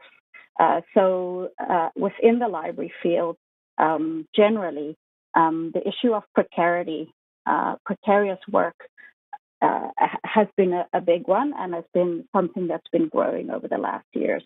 And that particularly showed up during that time of layoffs for workers.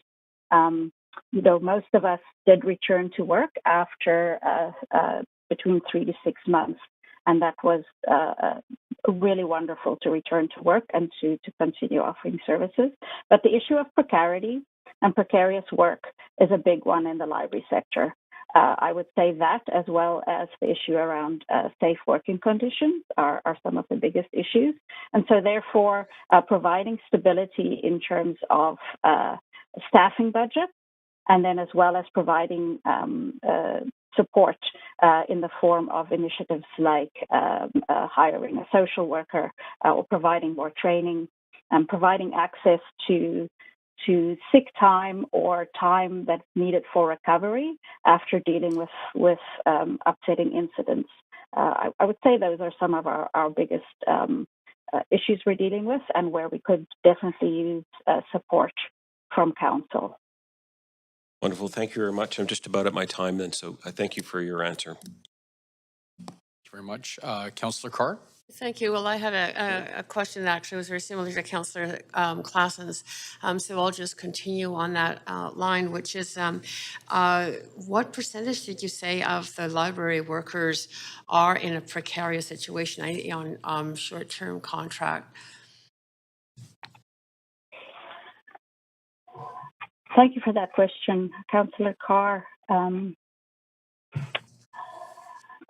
What I can say is that our members, we have about 60%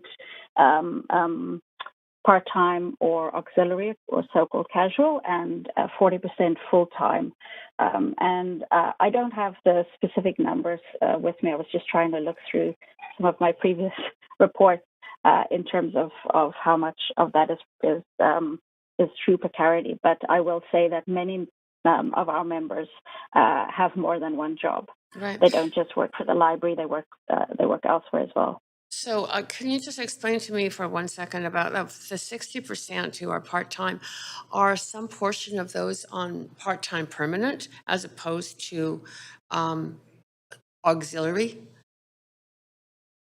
Yes, so we do have some permanent part-time staff. We have regular part-time staff, and then we have staff who work purely as auxiliary or casual. And I'm not sure if Christina could address that better in terms of a numbers answer. Okay. Yeah, there is a potential, I guess, for her to answer that, but I don't have too much time left. So I'm just looking to understand more fully those who are on auxiliary contracts. Are those the workers who are in most precarious situations? Those are precarious workers, but also workers who have regular hours can be precarious as well, because the income is not enough to support living in Vancouver. So they would need more than one job to support living in Vancouver. Right. And when you deal with issues of layoff and recall, then those workers are particularly vulnerable because they don't have the security of being recalled to a permanent position. Right. And those are the workers who were laid off during the COVID pandemic, right? So 80% of us were laid off. So full-time, part-time, and auxiliary staff. The staff that were able to stay were staff that were able to support the digital and online services we provide. Right. Because they could do that remotely. Right. Okay, I am out of time, but thank you so much for answering those questions. Appreciate your work. Thank you, Councillor Carr. And seeing no other questions, Lisa, thank you, Liza, thank you very much for speaking today, and thanks for highlighting some of the challenges that your membership faced. The next person we Thank you have. very much. Thank you. The next speaker is Scott McIntosh, Acting President of QP Local 1004. Scott, are you on the line there?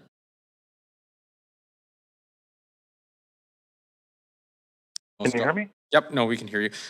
Scott, thank you for being online. Can I just ask you, are you a resident of Vancouver? No, I'm not. Thank you. So my name is Scott McIntosh. I am happy to address you as the acting president of QP 1004. I have worked for the city of Vancouver for 22 years, starting in sanitation, then to streets, and then FMS, and then now this year as the acting president. I represent approximately 3,000 members of outside workers between the city and parks employees. We maintain critical infrastructure for residents of the city of Vancouver, including snow removal today. Our members did not stop working during the COVID and kept working to maintain safety, cleanliness, and livability, including water, sewer, street, and all the parks maintenance. So we represent the workers in engineering from fleet maintenance and manufacturing, sanitation, landfill, sewers, street, waterworks, cemetery, tent yard, which is the asphalt and concrete production and recycling. Also, city parks providing skilled services for the horticulture, urban forestry, maintenance, and property maintenance. Management, golf courses, and the lifeguards on the city beaches. 1004 members are the first responders when it comes to weather events, rain, windstorms when trees are falling down, and the snow and ice that are starting to occur today. We are definitely seeing a recruitment and retention becoming very difficult to the point that about 2 weeks ago we had to sign an agreement outside of our collective agreement providing a $4 raise for heavy-duty mechanics because we were losing too many, which those mechanics look after our whole fleet for city and parks and police. So without having mechanics, work was and is being contracted out, which is taking twice as long to be maintained and get back, causing lots of overtime and frustration to get the job done that my members provide. We have been QP local with the city for 111 years, and as an employer, we're hoping to work strongly with the mayor and council to continue providing livable streets, sewer, water, parks to have both the residents and visitors of the city of Vancouver enjoy the wonderful city of Vancouver. I'd like to thank this opportunity to speak on behalf of QP 1004 and open to any questions. Great. Thank you very much, Scott. We do have some questions. Councillor Klassen. Hey, Scott, it's Councillor Mike Klassen. Nice to hear from you today. I just want to talk to you. First of all, I want to acknowledge your guys are out on the, guys and gals are all out dealing with the snow today. Did have a scheduled visit to the National Yard tomorrow, which has been postponed because of these conditions, but thanks for all the work you guys are doing right now. I just want to talk to you a little bit about retention. I know that as I described before when I was talking to Liza from QP 391, we've been through a challenging time the last few years, and I know that it has been challenging. And as you mentioned, all of your members worked right through the duration of the pandemic. Just want to you mentioned about retention challenges that you're facing and having to provide some wage premiums to try and keep people. What are the maybe a couple of things that you and your members have been talking about how we can continue to be an attractive employer to make sure that we are not only supporting you but making sure that people really want to come here and work, be members of QP 1004 in the city of Vancouver? Okay, thank you for your question. I'm hearing a lot from the members. So wages due to the affordability of living in the Lower Mainland has become extremely hard. Daycare is definitely an issue for all of our members, especially since we're losing a lot of members to retirement. So being a diverse employer and a union trying to get more and more new employees, daycare, starting the hours we start at most daycares are not open. Fuel costs are getting more and more. One of the challenges we have, even especially in the snow, a lot of our employees will be starting at 4 a.m. Transit is not a viable way to get to work. Our work yards are near SkyTrains, but unfortunately, due to the time a lot of the employees start, they can't use transit very easily. I know a lot of people try to ride their bikes and stuff like that, even from New Westminster where I live, but it is a challenge of just affordability in general. Scott, just to follow up on your comment about the hours, can you remind me of how you think the city can address the shift work and transportation? Is there some ideas that you've put forward? I do know before COVID, one of the big things that was quite well used, but was taken away also because of the green plan with the city was carpooling. And there were vehicles that were used during the day for work, but were then used for carpooling outside of work hours. And that was deeply missed now. And something that our members, was just for this meeting today, going through the bargaining survey, preparing, and that's definitely something that a lot of the employees are asking, to have the carpooling brought back in-house again. Excellent, thanks. I'm at time now, Scott. Thanks very much for all your comments. Thanks very much. Yeah, that's a very interesting suggestion around the carpooling. I was going to follow up on the daycare suggestion that you made because of the hours. Most of the people that work those hours that start early morning or go into late into the evening at specific locations like our National Yard? So National Yard is mainly the streets, traffic, electrical, a little bit of water and sewer. So most of them, technically their day is 7 till 3:30. Okay. But during snow events, they start at like 4 a.m., 4:30 a.m., switching out with the sanitation crews, because previously when they were switching out around 6 o'clock or 6:30 or 7, there was the rush hour starting, and then a lot of complaints were coming to the city that the streets weren't being done because of the crossover, having to do the pre-trip to go back out again. So that's why during snow events like this, the shift was changed for earlier hours to get better service to the residents. Yeah. So the workers that you talked about working starting very early, 4 a.m., who would need a very different kind of daycare than the normal daycares that are out there, are they located at in more numbers at any particular city facility? Well, the two bigger ones I know that I've been talking about is both national, and that is actually quite close to Evans Yard, which would also cover That's right. possibly the parks employees. But Manitoba Yard the infrastructure there is getting quite old, but there's also a lot of room to expand and build there, and that's where you have sanitation, waterworks, sewers, FMS, and then you also have right across the street where a lot of the city staff planners matter in the new building at the SkyTrain there. Yeah. Okay. That's. So I know one of the. Go ahead. Yeah, so I know even 7 a.m. starts means you're normally at work for 6:30, and so one of the suggestions was maybe even having something in-house, because unfortunately even any of the community centers aren't really within walking distance. Right. No, I think co-locating daycare with workplaces is a kind of new trend. So it's an interesting suggestion you bring forward. Appreciate that. We can follow up. Yeah, thank you. Thanks. Thank you very much.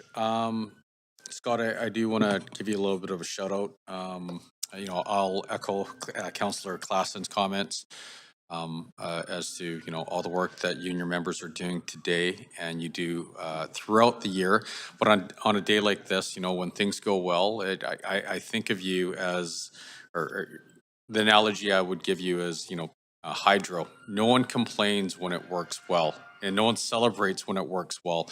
And it's when the odd occasion when it doesn't work well, everyone gets upset. And I can tell you, we look forward to having an amazing day today. And it's not lost on us what your members do. So thank you very much. The next person we have on the line is Warren Williams, president of QP Local 15. Warren, are you there? Oh, there you are. Sorry. Good seeing you again. Warren, can I ask you a question? Are you a resident of Vancouver? Not anymore. Hopefully we lived here for 30 years, but I'm not in Vancouver anymore. All right.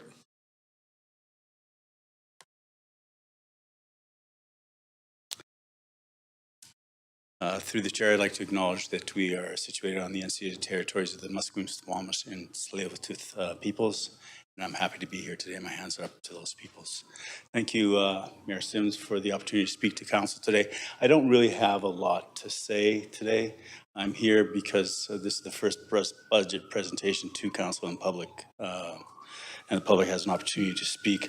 I just want to, because you're a new council, new mayor, to speak a little bit about the areas of the city that members of KP Local 15 work. KP Local 15 is a multi-sector local, meaning that it's not just the city of Vancouver, not just the park board. It's the Vancouver Coastal Health here in Vancouver, Richmond, and North Vancouver. It's also Vancouver School Board, Langara Community College, Emily Carr University, and the cultural sectors here in Vancouver, the Vancouver Art Gallery, the museum, the Maritime Museum, and the Space Science Center. So just to give you an idea, so we're approximately 9,000 members.